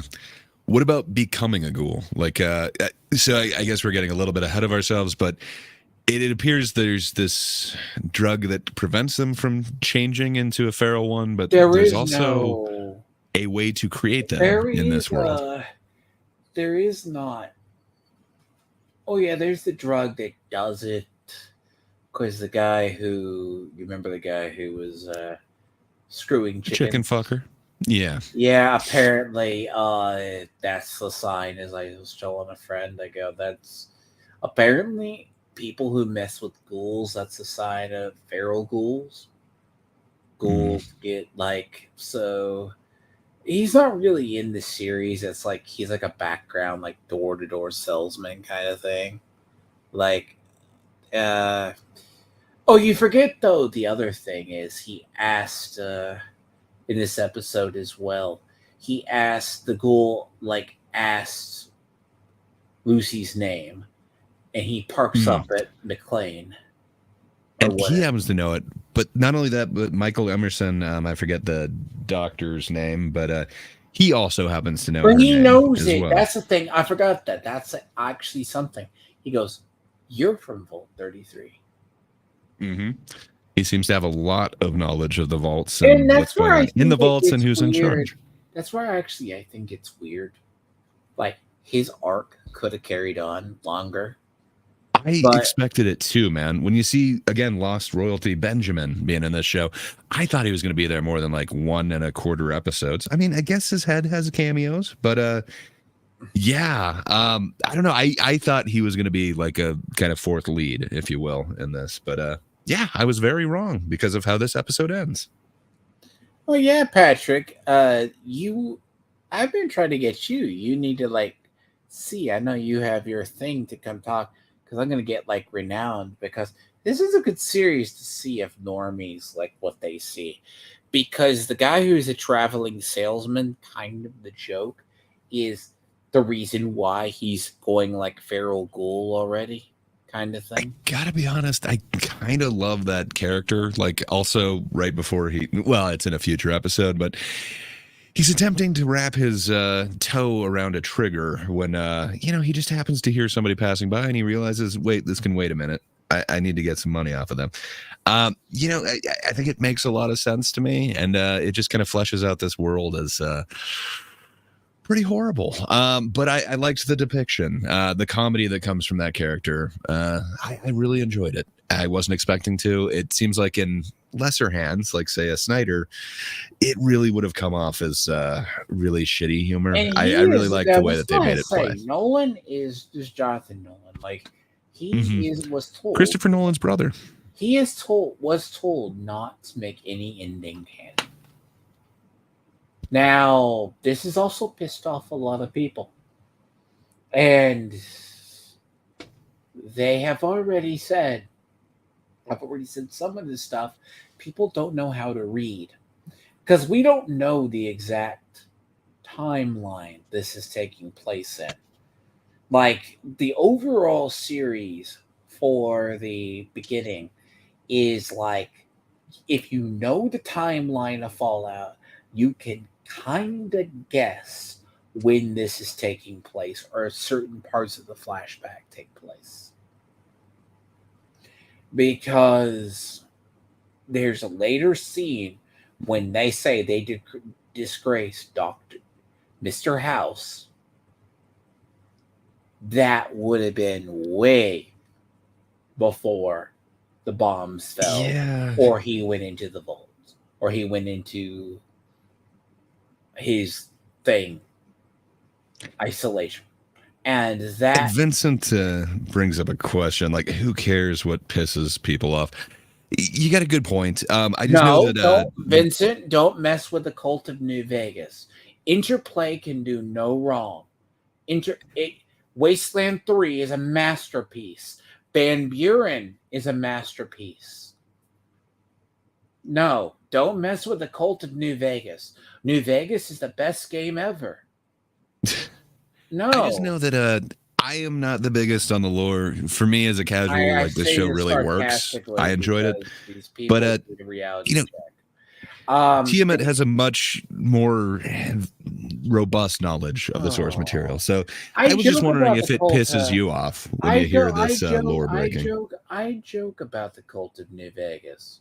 These people have driven me mad for years. There's this revisionist history that this interplay project that was a paternal hellhole that Bethesda gave life to, and it was a broken, gibbering mess for a year until modders fixed it. And then they go, it's the greatest game ever. It's better than Fallout 3. It's better than Fallout 4. If it weren't for Fallout 3, you wouldn't have New Vegas. Go eat a dick. And it's the worst game ever. I could play that on stream and people would understand why. It is the most insufferable Fallout I've ever played. I like the story. I hate the gear. I hate the combat. The combat can go die in a fire. The weapons are It's a little awful. harsh. Maybe just It's worse. I would rather play Fallout 76. I play it. I want to go back and play Fallout 3. I hate saying that. The way New Vegas works is it's awful. Like, I should play that on stream to show people from the beginning how bad the combat system is and how archaic it is. And they let that game be developed. It is literally worse than Fallout 3 in terms of combat. The engine is worse. It crashes every 15 saves. And if you don't save, you're going to lose 30 plus minutes. makes sense. It's that unstable. It's only been in the last few years it's stable. Just saying, this far post the war, would you expect technology to be stable? Van Buren didn't get made, nor did Fallout Online. But they actually used parts of the plot for Van Buren in the show. Because there's a reason why when I said there is no NCR. I mean, there kind of is, but yeah, that's the other thing that I've definitely heard people talk about. But I guess that would be a future episode. There is no NCR, and I'm going to get this out of the way now. They go into somewhere, which is Shady Sands, and if you know what Shady Sands is, they say the downfall of it started in 2077. And then it goes to an arrow to a nuclear explosion. When does Fallout New Vegas take place? 2282. Something like that. So they're saying, New Vegas is dead, guys! And then every cult of New Vegas idiot is reading online. Shitting themselves. Bethesda and Tom Howard hate it because they didn't make the best-selling game ever. Oh, you want to know what's funny? Fallout 4 is being played by people again. Fallout 76 is getting played again. Fallout 4 is now going up in sales. Huh. That's awesome, man. I don't think Halo suddenly had like a boost in sales after that show. So basically, not only can these idiots who are casual tourists who suck interplays, and they praise the marvelous masterpiece, which is not Wasteland 3. By the way, it's on my wish list. It's right now. It's like $8. There's Wasteland is done by people who did Interplay, the Interplay games, and it is not. It's isometric, literally top-down, turn-based, and there's these Cult of New Vegas people. They need a reality check, and they don't know how bad Interplay was literally going to screw the franchise up if Van Buren was made or any of the projects Bethesda canned were going to get made. Like Black Isle, it wasn't even that. Which one? Van Buren? Van Buren? No, I'm assuming he meant is it Wasteland? I think I could be wrong, but I'm assuming he's talking about the one that actually came out.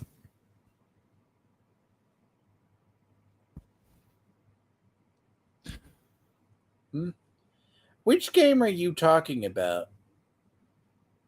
I'm assuming Vincent means Wasteland, but I mean could be Wasteland? wrong. Like Wasteland 3, I've heard mixed stuff about.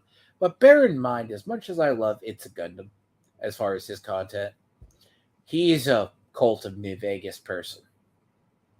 He's interesting.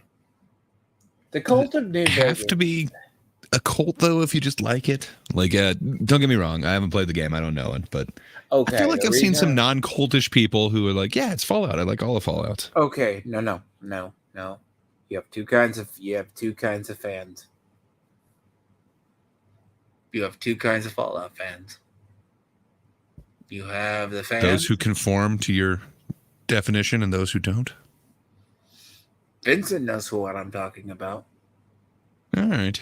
The Cult of New Vegas praises interplay and refuses to acknowledge anything after interplay lost the rights. Meaning, New Vegas is the last title. They don't praise Fallout 3. Bethesda Fallout does not exist. Then you got the other crowd that likes Bethesda Fallout that never played 1 or 2 or Tactics. And then just played 3, played 4, and didn't realize the interplay morons don't realize what saved Fallout in the modern era was Fallout 3. You got this third faction, which just loves Fallout for Fallout. But the Cult of New Vegas people are the interplay holdouts that refuse to acknowledge anything else was made after. These people are deranged, and they still exist.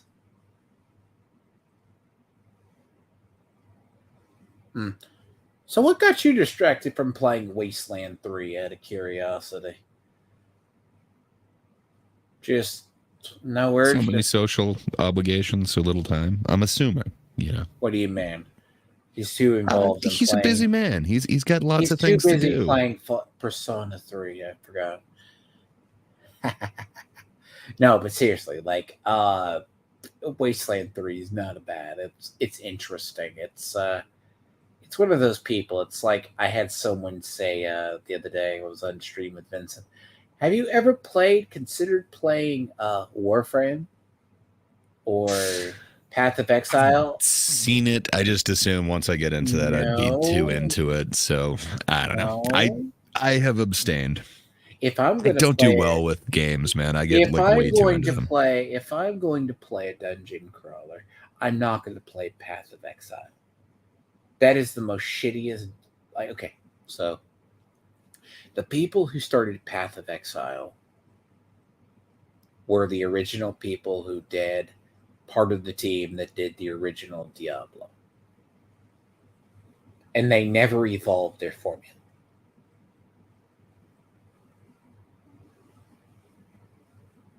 Enough said.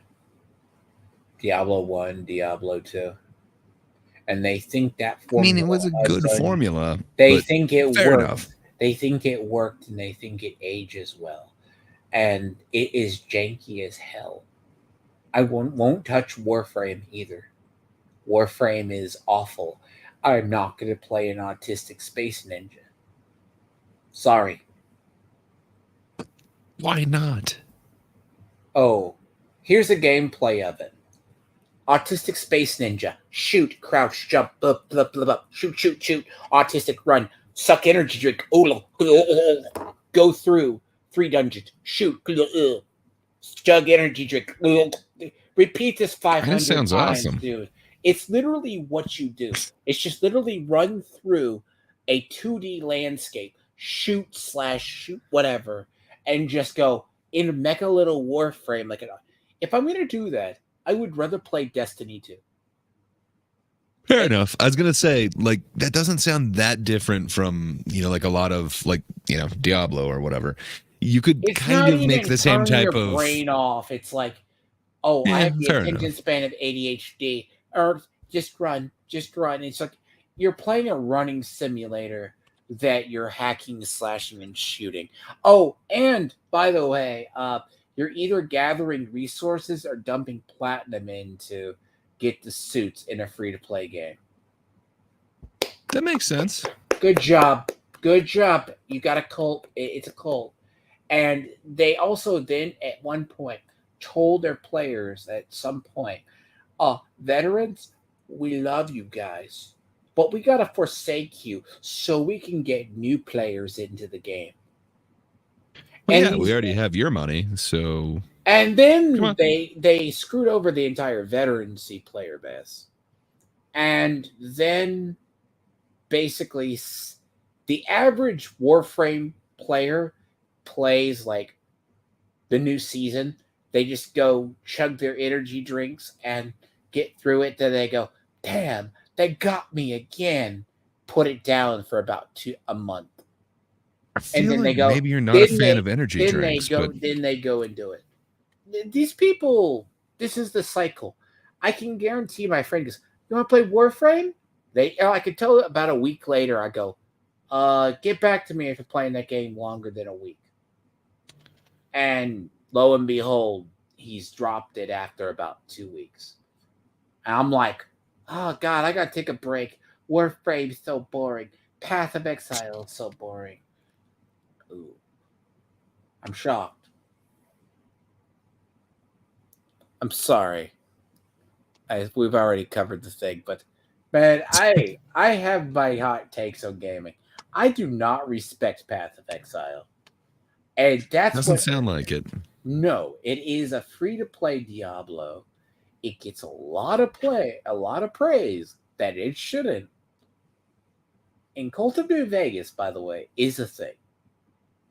Insult New Vegas, you will quickly find out.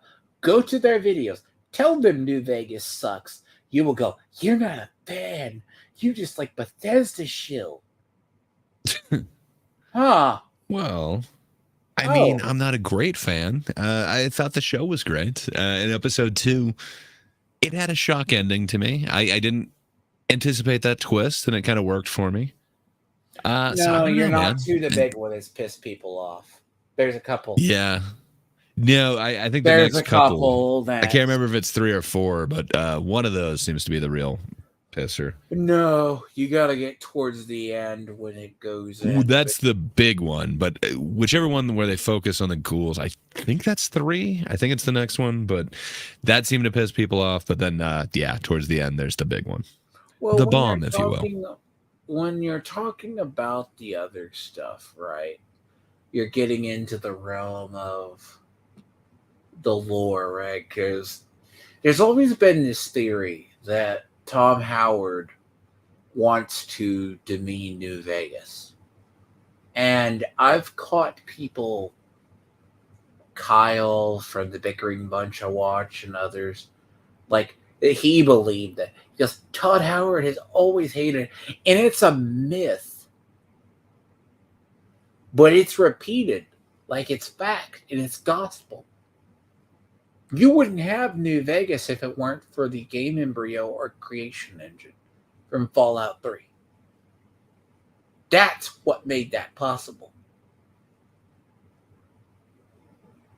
I mean, I would love to do a playthrough of Fallout New Vegas. Like, I need to do the DLCs. You should. You should do a hate through.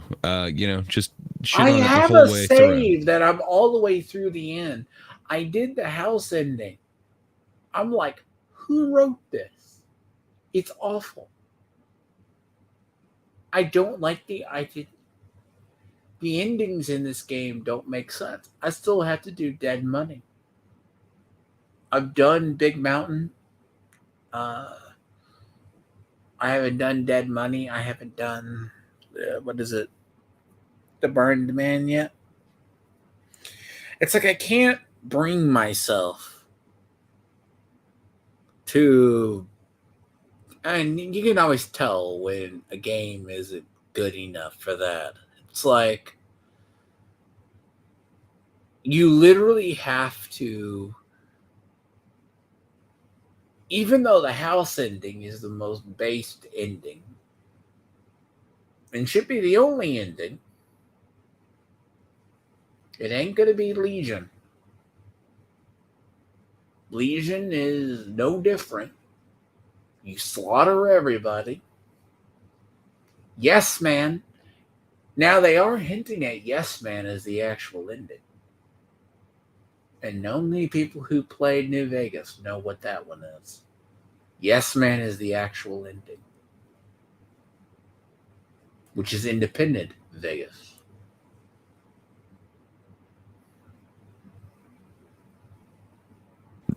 I Yeah, guess David. I'm too casual to even know about the Colts, but I'll believe you. I mean, like people are really fanatic about it, and I know I've heard kind of the difference between, kind of interplay and Bethesda things. So yeah, it kind Well, of makes people sense. But refuse. There's people, they refuse to touch Fallout 4.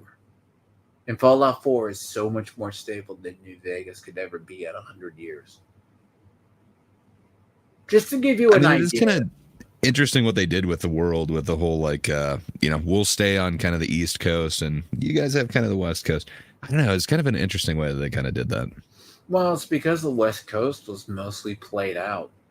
Because by the time even when you get to New Vegas, right? Las Vegas is the run the most. Hoover Dam is still supplying power to NCR. NCR is pretty much stressed because they pretty much kicked the Brotherhood in the ass. One of the last remaining chapters of the Brotherhood of Steel is in the New Vegas territory,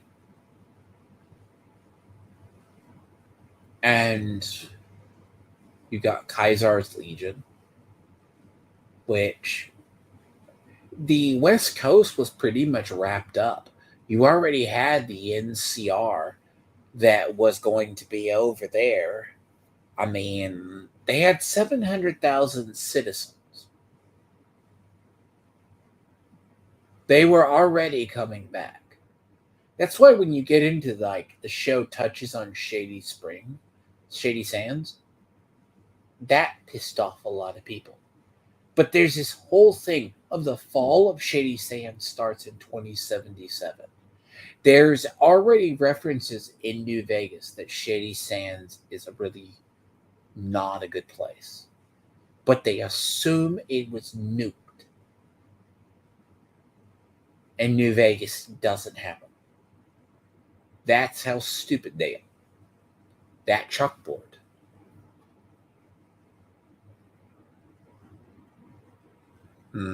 I've not played Dead Money. I will play it. I kind of there is that whole I have to see people see this.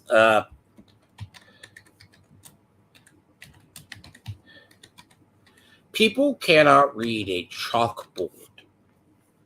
They cannot read the chalkboard. Okay? This is the thing. They need to learn to read this stupid chalkboard. All right?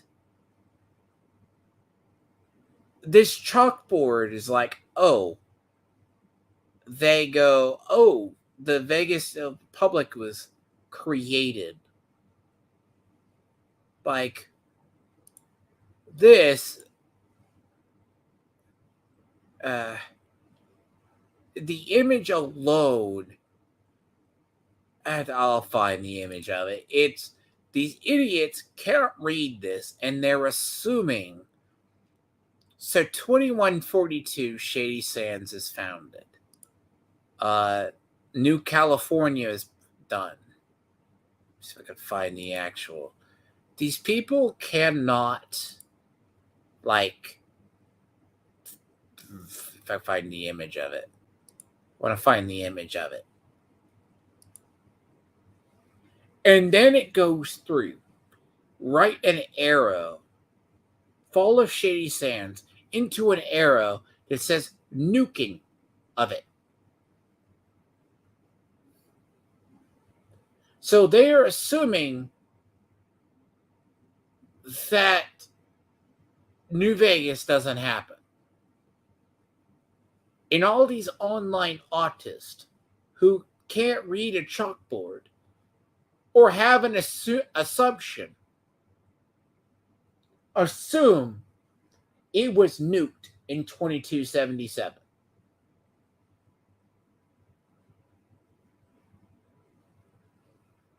And there's entire Reddits devoted to this subject.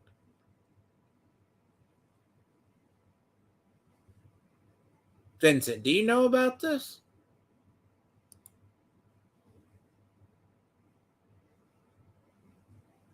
And everyone is trying to figure this out because Yeah.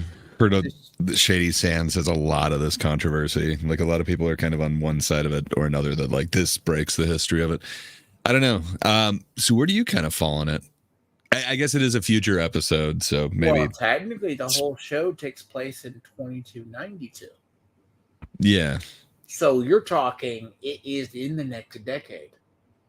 Yeah. So do Yeah. you think they would have like fallen or not been as robust in that time? Or I don't know. Do you think it still works out? To be fair, if you go off the house ending that kicks out uh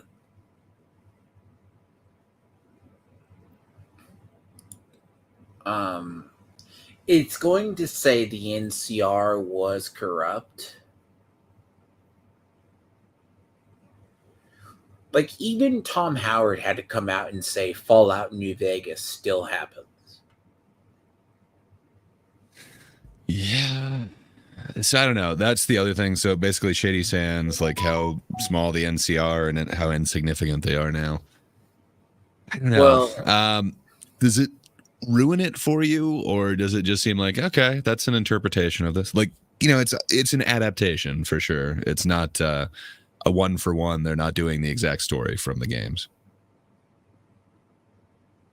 well, Does this ruin the lore for you? unless you say the corruption in the NCR got really bad, but they wouldn't forget about Shady Sands, which because it's very weird because that became an energy hub. So something would have had to happen there. Yeah, and I mean they kind of imply that something is the same thing that put the kid in the fridge, or at least that he survived in the You would fridge. have So still had, even if Shady Sands was suddenly nuked, you still had, like Fallout 2, NCR was 700,000 people.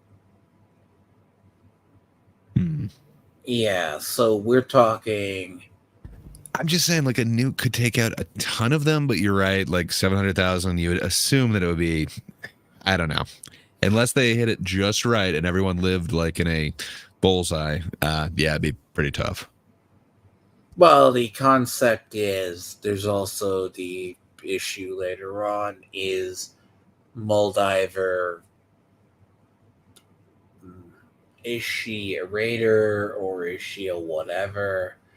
I think Why they did made it they? clear she's not, but I don't know. Does she have a magic There drug or was is. she cryo? Like it's a little unclear, and I've heard Okay, different before you get to interpretations. that, there is people who have seen it know what I'm talking about.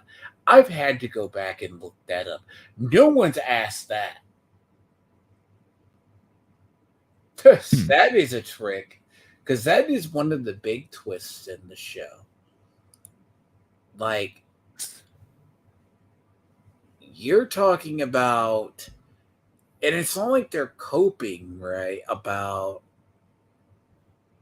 the concept of it could show. Because, let's see. Let me see. The thing about this chalkboard is no one knows how to read it. Like, it just is. Might as well have the show. I'm just going to literally show. It's the lore breaking, if you say it, right? Is okay. This is the chalkboard.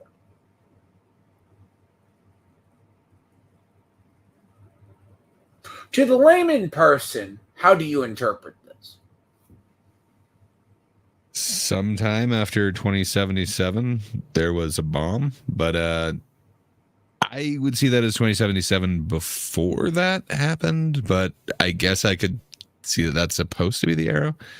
Um, I don't know if I count as a layman. I'm definitely casual here, but I see a bomb and I see the fall right before it. So I So assume around that time. somewhere right here is Fallout New Vegas. Hmm. Right here.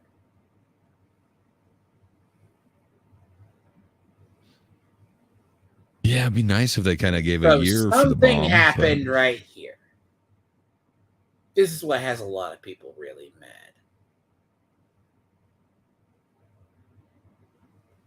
Which, to be fair, that people are really, really irritated because they go, what happened to the NCR? Shouldn't there be still people? No, not only that, did they move sections in the NCR.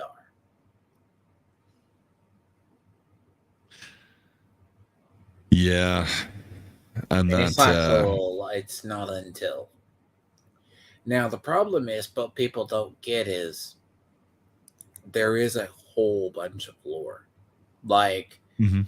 CUC, New California Republic, was founded. Um, Part of it's a plot, so I don't want to get there before people if you haven't seen it. But this has actually been the big thing that's pissed people off. They can't learn how to read a chalkboard properly.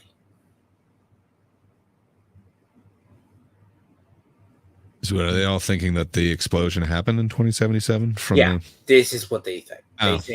They just think there is no new Vegas. Tom Howard erased it. Hmm. Yeah, I mean, it'd be nice if they had a year under the bomb thing. Then that would totally make it clear. And then if you knew what year New Vegas is, it'd be in between the two. But The age it does kind of one. make you wonder about the fall of Shady Sands. So when it was at its peak, was that supposed to be then? Like that's? Oh wait, that was NCR, Unless you're not saying necessarily in Shady Sands. theory, well, now there is a theory.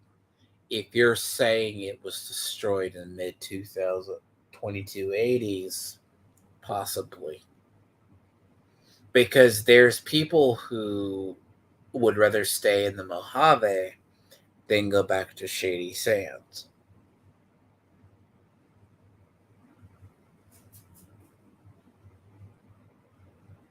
Patrick, if you've never played Vegas, this is the large amount of the discourse I have never seen. Like, I wish I could just find they they don't get it, right? People are losing their minds over this chalkboard. They hate it. Reddit is literally melting down. Literally, they melt down over this. Okay? They're just melting down. It's sad. It's like they take away from the show.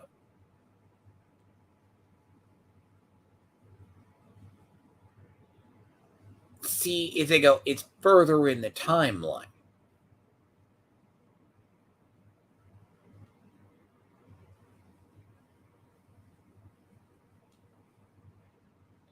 So,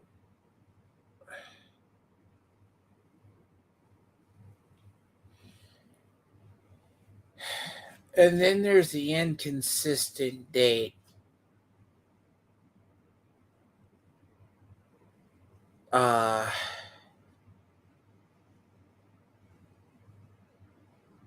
Guess they say, and this is a spoiler for episode 4. Lucy, her mom, was one of the people who starved in the famine and died. Of course, sorry, that's the people if they don't. Because there's the issue with the cult woman who does the ritual in the episode. She was from there before she settled in Philly. So the age inconsistency is there.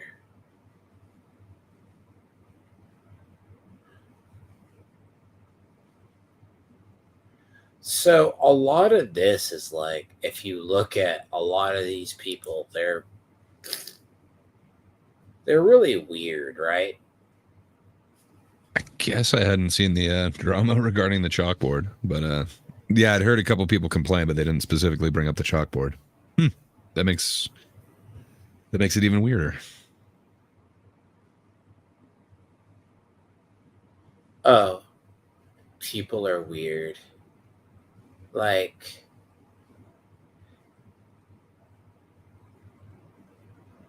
uh, a lot of these people are like, a lot of people you could see moving it, like potentially. I guess you have to find it because it's like some of this stuff, right? Is like all these people are like the show.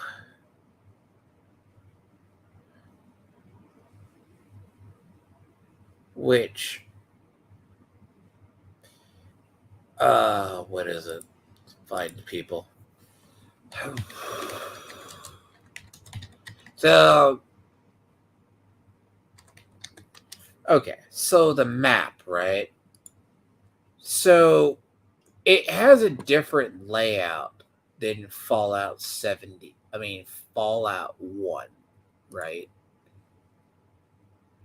Nope, probably too small. So Fallout 1, right? Santa Monica Pier, 33 is near there.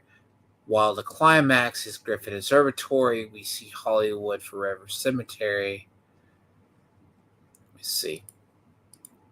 For people context. So the Fallout 1 map, right? So probably bring this up larger. People can't see it, right? So this is the cathedral, the boneyard, the hub, Necropolis, Jumptown, and Brotherhood. Now, the premise runs around. So, the allegation is they moved the vault, which the master was trying to attack, outwards. So, closer that, which is the cathedral, which is where the master was based. The glow is closer to Los Angeles, right here. So this is San Diego. So the vault you come out of, right? So the vault you come out of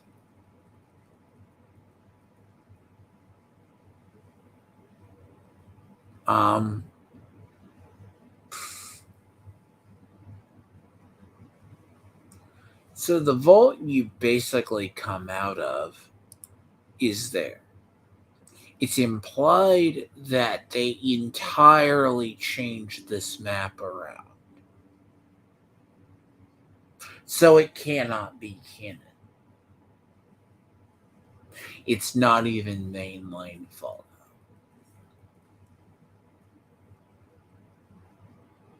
Does that make sense?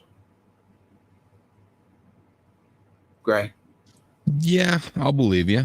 That makes sense to me. The map of the TV show, right? So, let me see. Let's see if they have it. So, here they go. Locations, right?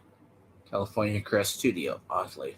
Los Angeles, Crash Direction Satellite, Sadie Sands. 31, 33, Vault 4. So, you have Vault 4, Philly, Hollywood, mentioned only here. So, you have New Vegas mentioned.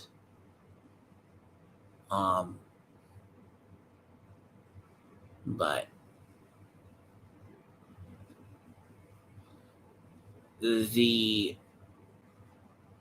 the idea of the show, it loosely uses Southern California, but it introduces the community vaults right here.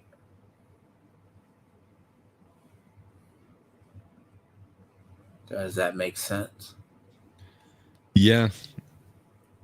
I don't know. I haven't played like the first couple, and first two, it's hard for me I to can remember understand. exactly. I can understand why no one wants to play the first. the first. I know why. It's fine. Because the big thing about Shady Sands, right? Shady Sands was mentioned in Fallout New Vegas. It was the capital. The fall you started seeing the fall. No one knows why it started falling. They say early. Second Battle of Hoover Dam. In the 2280s, so that still kind of lines up with the time zone, I guess, or time frame, I should say. This is because of the show, right? The show is supposedly say this is canon, right? 96, I guess from New California, I guess show is considered canon, I guess. I mean, I would pretty much say because clearly following the Second Battle of Hoover Dam, that means it has to take place after New Vegas. Now, the problem with this is this wiki has been edited. Just like when they released Fallout 76. They edited the lore on Vaultpedia.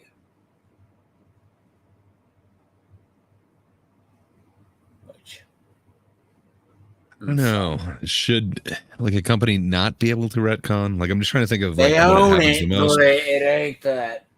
No, Like in they comics, got in trouble. They got I in don't trouble really for it. care. They got in trouble with the fans. Part of the hate backlash was they tried to say Fallout 76 was canon, and that bit them in the I'm sorry. Dogs barking. So the concept, right, is Fall of Shady Sands, right? This is all based around the show. This is all based on the actual lore. Not the actual lore that was presented by Interplay. It was mentioned that the NCR soldiers knew there was bad stuff in the capital.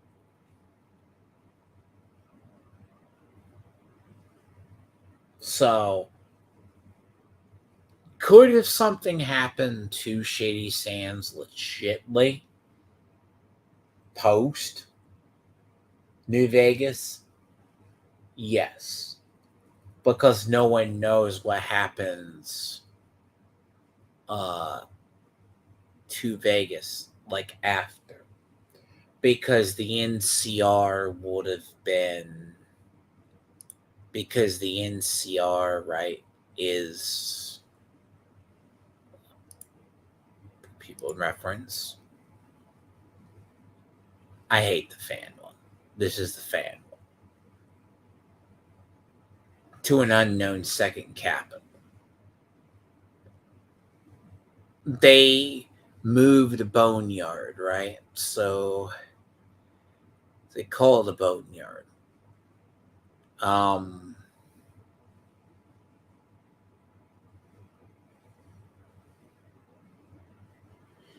They wouldn't have been there. Like if you assume, right? It's pretty much said the NCR probably survived. I mean, I would pretty much assume that it survived. So far, we only know up to here.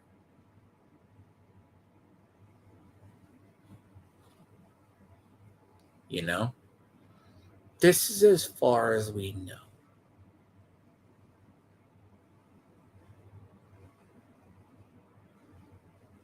I think you've given me more credit than I deserve. Perhaps I don't even know that. But yeah, fair enough. We don't know anything past New Vegas at this point for the West Coast. So kind of getting back to like them changing the lore, is that wrong? Like, I'm trying to think where I see that the most, and it's like comics. Like, do I really care that like Mystique is now Nightcrawler's father, not Nightcrawler's mother? I don't know. It's kind of funny. The fact that they put like Gambit into like the Morlock massacre. I don't know. Like some of the retcons, they work for me if they're like changing the lore, changing the history, but I don't know. Does this feel different? Also being like a fan of comics, is this just like, no, they just completely changed it? That's unacceptable. I mean, it's not unacceptable to a degree, but it is weird. Like, you're getting into the realm of people. If you can just. The other thing is, in the very, very, very, very, very, very end, the post-credits scene, they show New Vegas. The show was not done that it's not lit up. They're assuming Yeah. they are. That's not helping their case either. It seems to imply that they're going to Vegas next season. I don't know. I could be wrong, but that's what I got from the end credits. I mean, question is, what are you gonna do with the NCR, right? The NCR. How are you going to? My thing is, how are you going to handle the NCR? How are you going to handle New Vegas? If you're going to possibly, people are like, but the city wasn't lit up. Does that mean House is dead? Hoover Dam was destroyed? Bethesda screwed up again. It's a blank wide shot.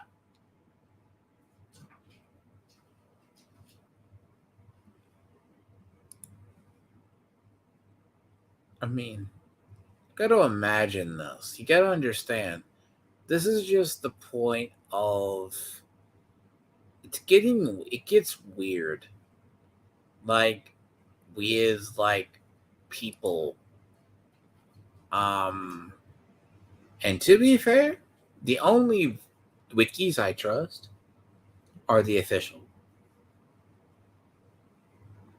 I mean, it's like in 40K, the lexiconum has not changed. There was female custodies.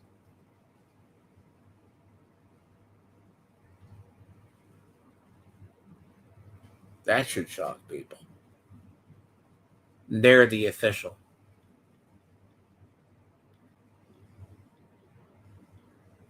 You'll probably find the map, right? So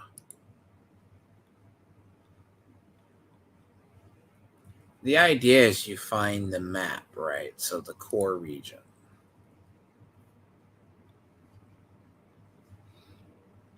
So yeah.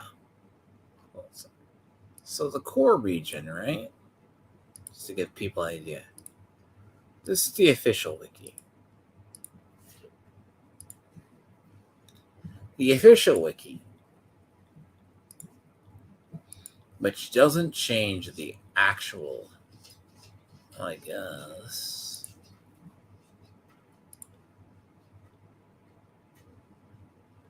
That's funny.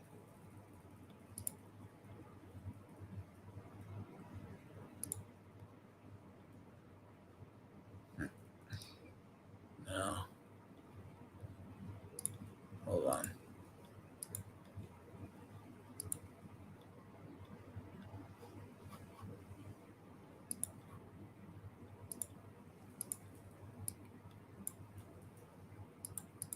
So this is the official wiki, right? Just so you know. See that map? Map is core region. Core, this is Fallout 1. So, core region. New California pretty much goes all the way out to here. That's all the NCR. So as far as stuff goes, this is as far as the history goes.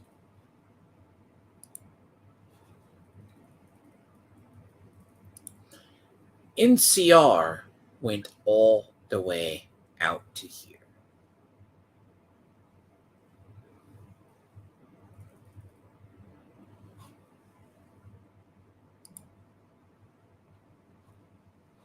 So it's not that I don't assume that the show is canon, right? It's not that you assume it's not canon. You're going to say that the NCR would have had to lost a lot of basically reach. It would have had to lost a lot to get there.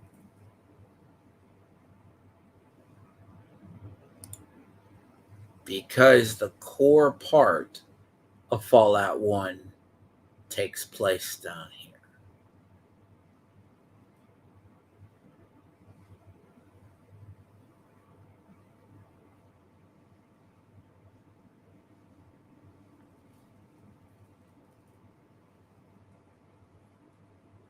And they moved a lot of this around.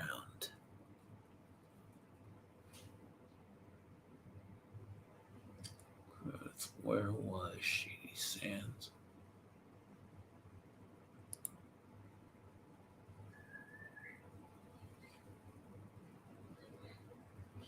See, there's Big Mountain, the divide. See, Shady Sands is right here. Yeah, I definitely heard they kind of moved it on the map. Why would it be here? Shady Sands is right there.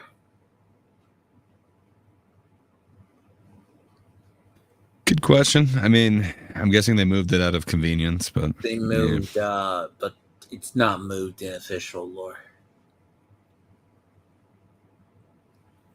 Fair enough. I mean, the show, I'm sure, is an adaptation of it or whatever. Yeah. It's not because you're seeing what I'm saying. This is the official. Yeah. Fair enough. That makes sense. And maybe they just haven't gotten to it yet, but I don't know. It looks like they're at least just saying, like, this is its own thing. This is its own thing. Cool. But I don't know. Maybe they'll change it by the time 5 comes out. Never know. See, that's the thing. We don't know about 5. Like, see, this is the official wiki. If I ever needed anything, I would come here. Also, this is the source for all the codes for any of the items of it you need.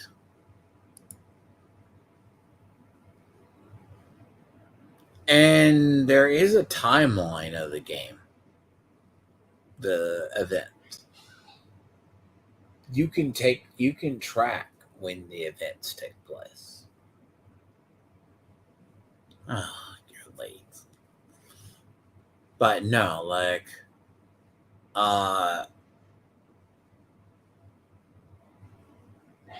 because I can explain it. Because there's a period you can figure out in 2077 when the bombs were dropped. Like, you can theoretically figure. Like, the other thing I've heard is because people say the show is canon, or director said it's canon. Don't believe the director. I'll believe it when Bethesda says it. It isn't. We have no new canon until the new game comes out.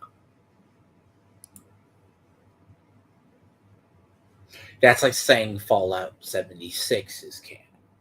It's not canon. Apparently, the Brotherhood of Steel wound up on the East Coast in 25 years after the bombs fell. Do the math. That doesn't make sense.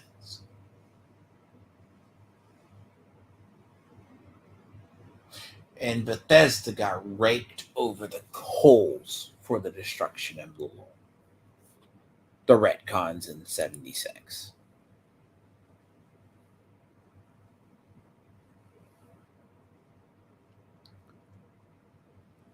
Hmm. So people call this retcons. We just say it's just happened. Why is there XO1 armor in Fallout 76 when it shouldn't have been in, which is like, and that's not the really big red. That's not even that. Like, apparently, right? It's strange.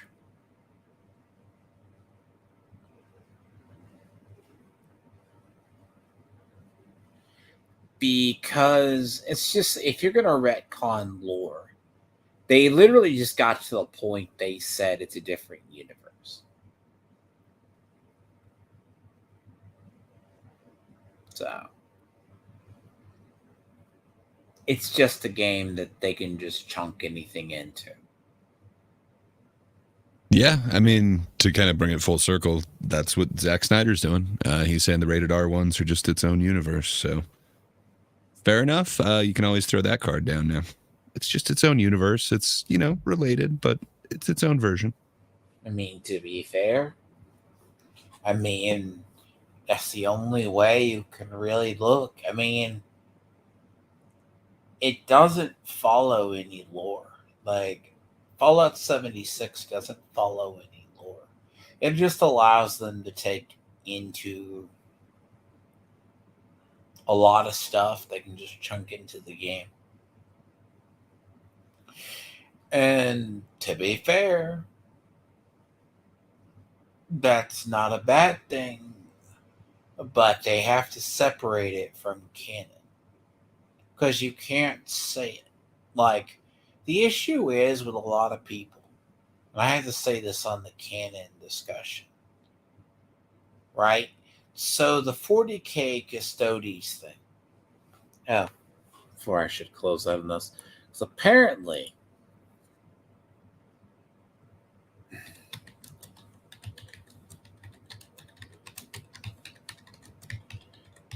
after I saw this article,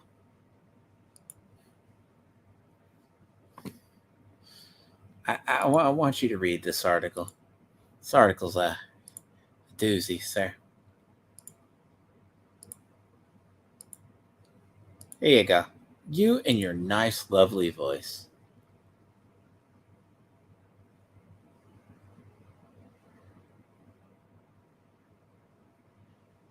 Okay, so being a woman who plays Warhammer can suck. So, how to stop a teenage girl from playing Warhammer? A journey with Warhammer, with war games in 2 visits to the Warhammer store. Okay, that seems very interesting. How long is this article? It looks like you're like a tenth of the way into it. Yeah, man. I don't think I got time to read this whole thing. How about you sum it up for me? What is the woman's experience that made it impossible for her to play? So bingo, I guess like most of my when you cross enemy lines without a hitch, when you play online, disguising your gender can simply by turning off your mic and resisting your urge, the deep-seated urge to play a healer. I'm joking mostly. So she's talking about her whole thing of she muted herself and she felt oppressed. Um so the trope that females can only play healers. Um She felt if she played in person, you can't throw a spanner in the work because you share yourself with no gamer tag. So she felt ashamed in a space. So she's like the woman, like, yeah, they're going to hear a girl on the mic. Oh, you're so stupid or whatever. Lucifer knows the trope. The gamer in the lobby. The gamer, the girl into the lobby. Harass her. No, this never happens. Weirdos. So So if you're not a man, you can't get into it. Hmm. Now, she describes her experience as um, basically she was treated as an outcast, a bunch of weirdos. You would think this is a Gamergate article from 10 plus years ago. I don't know. She's talking about two experiences. I think she said like in Dublin in like 2021 and then in Bristol in 2023. I don't know, man. How many bad experiences have you had at like gaming stores? Like, God, when I used to go to them, like, Jesus, they were just like really stuck up, like kind of assholes Depends. behind It you. really depends what your store is. I've never just been like welcomed in by like a super outgoing person. Like that's not kind of the personality of most of these gaming store type people.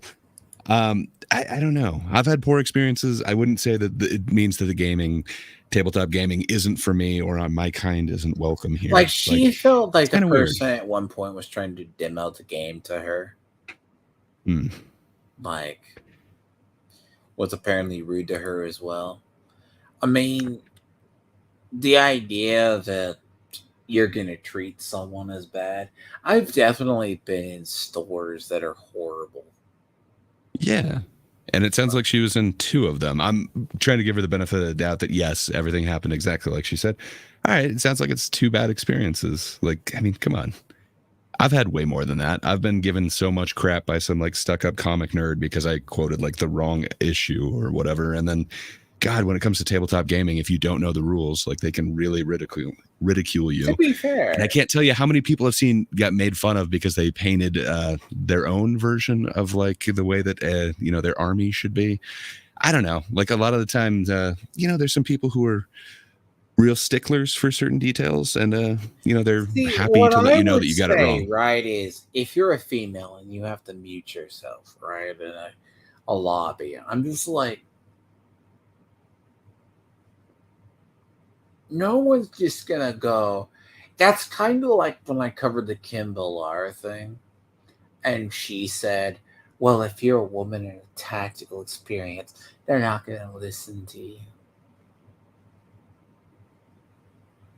Try being a guy that doesn't have the experience being told to shut the fuck up. I think we should be equal opportunity on that experience. Everyone should know to shut the fuck up. Yeah, you know how many times that happens? That happens 10 times more to guys than women.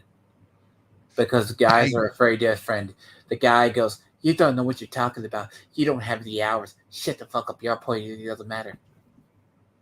It seems like that was a constant, like at the game stores that I was always at when I was a kid.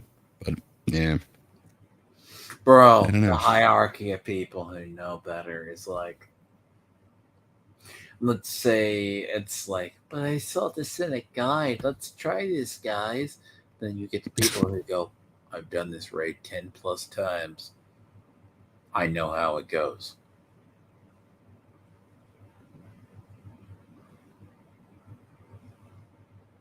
Who are you going to listen to?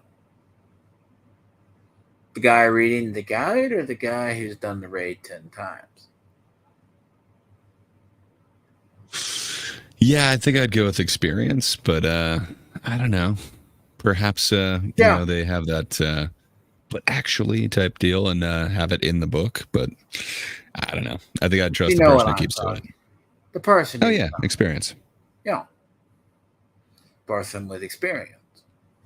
You can watch me play Division. How I play Division, that's not how everyone plays it. I know how to strafe. I know how to do the more advanced stuff. It looks like I run towards the enemy, but I'm really strafing, throwing them off.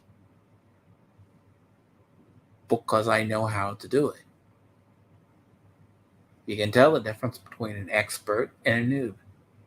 It's like when I play Fallout 76. We have a whole bunch of brand new players. I can just literally tell them they're idiots. Even though I would give them shit.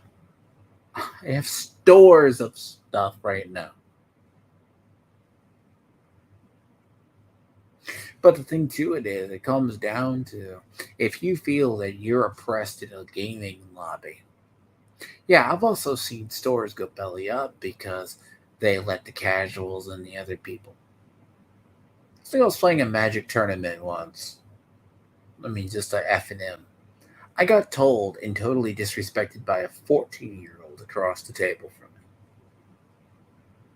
And I'm old enough to be his elder. I was like 17 or 18 at the time. Kind of thing. Never said anything. This was a culture in which we raised children in game stores. I was told to sit there and be insulted by this 14-year-old who should have been beaten by his parents at home. Yeah, I mean, you kind of And had I am to supposed start to at the bottom, sit work your way here, up. right? You let that little brat bring that into a game store. And I'm the one who's a threat to your store. You don't want me playing there because I might have been the kid. But I can have a kid insult me across the table and I can't correct it.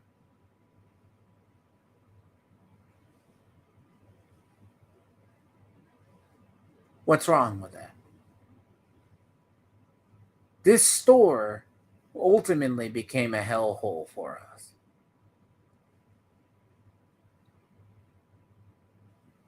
Either I was told not to play at a store once or twice, or it's like, whatever. I'm just like, because I beat them half the time.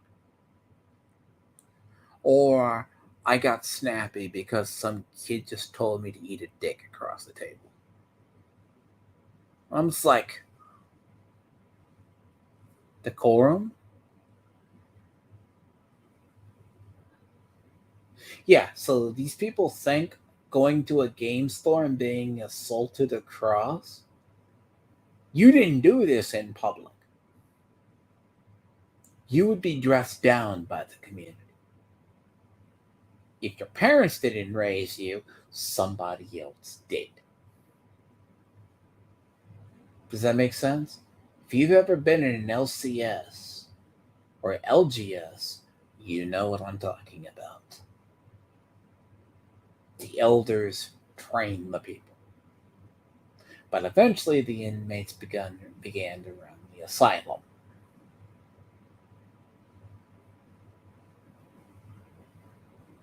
See, does that make sense, Gray?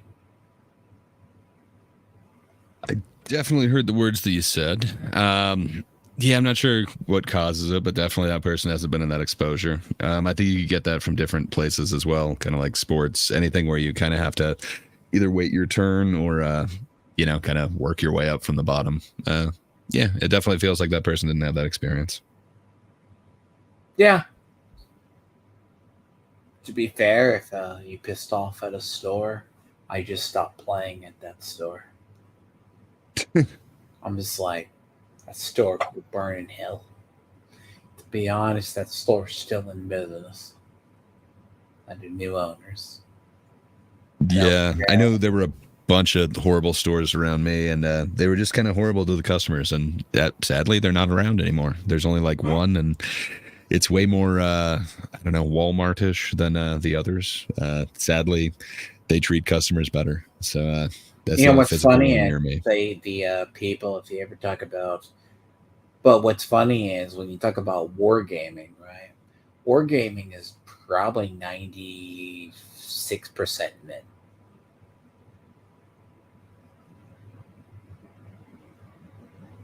True, That's but just facts. I think a lot of them would have liked to have women around. At least, when I used to go to the stores, I Yeah, think they would have been like falling all over themselves to get women in there. So I don't know. It sucks that she had those experiences, but yeah. Those yeah. are, I think those are exaggerated. I don't think they're real stories. That's kind of like I have a thing is I never believe them. It's kind of like in magic. Like, if you don't, like, half the gamer girls I met in stores, you would never date. True. You never will. There's a difference between the ones that play D&D and then the ones like I knew of people who met that way, stayed married, but I've also known of some that are hyper competitive against each other, and you can imagine it gets fun. They are, it's not even tomboys, wouldn't even describe them. They, how would you put it? They come into a store, they go, I'm a female, fall all over me. No, I only see an opponent across from me. Good luck. That was a very big misconception in Magic. When I say Magic players were the canary in the coal mine for Wizards, we were. They made up imaginary hate boundaries. You know?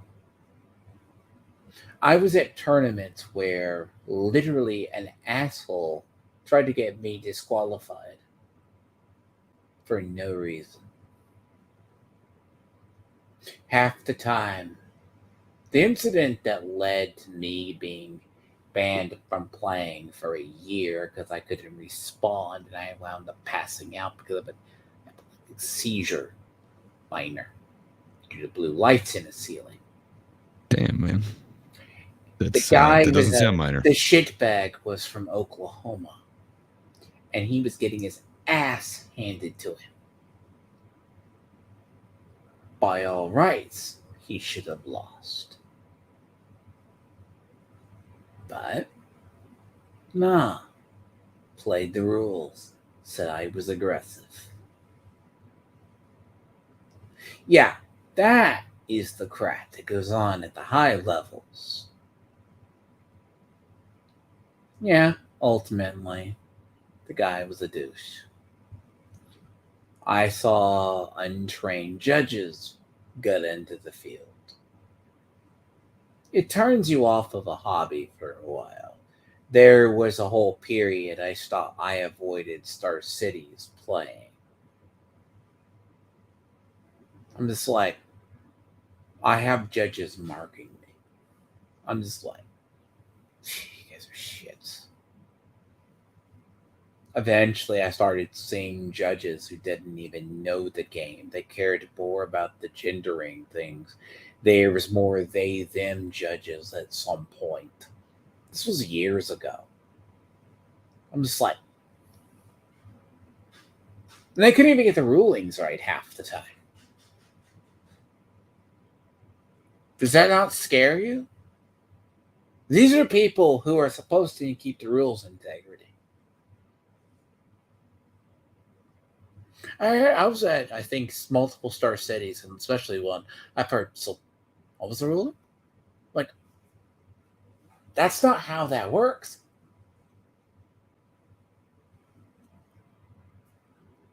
I'm like, so a lot of people, when you see people in a hobby, and this is where I think I dread anywhere if I ever tried to touch an RPTQ or GPT recently, even if I so chose. The training of judges has probably gone down in Magic or any game for years. We're not even talking to players in the crowd. You basically are dating a guy, and that there's a lot of girls like you see in the especially Magic Commander shows. You're basically dating a guy.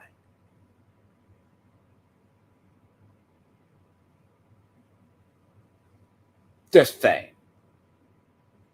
You're dating a guy. I hate to tell. I can't hate really to tell. confirm that, man. I hate to tell you. Half the women who are involved in like high level magic, especially over the years, most of them behind them all had a very successful male player. I've But seen some unicorns out there. The very girl that got me rare. involved in magic, I think she was very attractive. I was dating her for a while. It is probably rare, but yeah. Rare unicorns indeed. But the time was it? God, I have to think of her name. Time. I'll have to find her. I'm sorry, man. I actually got a heart out. I gotta get out of here. I gotta get in my car like right now. But it's been fun talking Fallout and Rebel Moon with you. But yeah, man. I'll have to, we got to catch up on you got X-Men soon. tomorrow, right? Yeah, tomorrow I should be good. There was a person. I should say this. She I forget who she's based on. There was a person. She was based upon a thing. I've heard stories of females in the hobby, and they've used it as a leverage. They're very dishonest. It can say with Well, hobbies, though. again, not all. I'd like to think my ex was pretty honest when it came to the magic and her hobbies. But yeah, I guess she was a unicorn. She was hot. Anyways, but I will. But you will be back tomorrow, and we are going. Yeah, man. So definitely be down to talk to you tomorrow. But yeah, dude, I'll let you wrap up. I just gotta jet like right now. Yeah, but it was awesome talking to you, man. See you later. Yes. What do you mean? Nor Queen K is not a goddamn unicorn.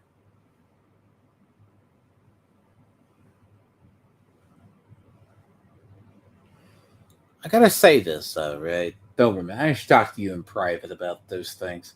She is not a stupid ass unicorn, dude. Take my commander deck. I would dice her up 3 times down the fold, up the rear end, down the other side, through her heart with my commander. And that'd be her best commander deck. And that would be my weakest one.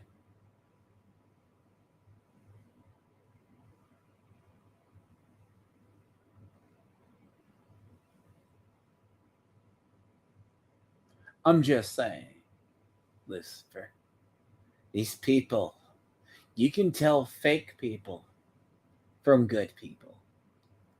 You can't. My casual commander decks would rip her best commander deck apart.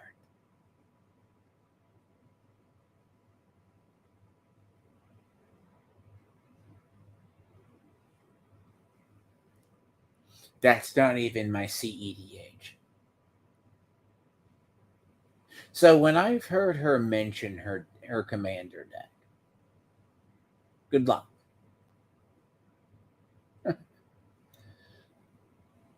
I've known a few. You have more women that play it now. So tomorrow, though, we're gonna go over X-Men episode. What is it? There should be 2, if I am correct. It releases in the morning. Then probably go over Fallout the next episode. So, and I have to apologize on the whole rant on the Fallout because the Fallout TV show does insult. It's a really good show. It's like about, but a lot of people are missing the discourse on. You cannot take it as a in-universe because it's not in-universe. So, yeah, but Lucifer, I'd have to get your thoughts on the current state of magic because a lot of that is weird. The way the game is and what it caters towards. Ugh. I'm not lying when you have to understand. Half the people that I see on shows, they just have them on because they're female. Most of them, 70% of them, suck. Like, sorry. They couldn't play out of a paper bag. I'm sorry. They just are there because they're women. That's it. They don't have tactical acumen. It is the unfortunate truth.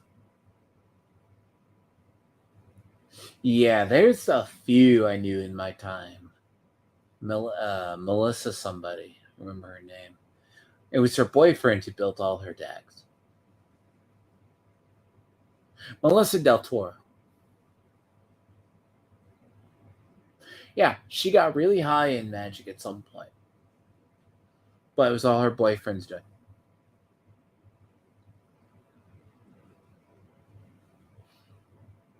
So, but I'll be back tomorrow at like 2. Like to have that. And we'll catch people later. Doberman, you're going to have to hit me up on Discord later. But I'm going to have to take a break, though. I'll catch people later. Be back tomorrow.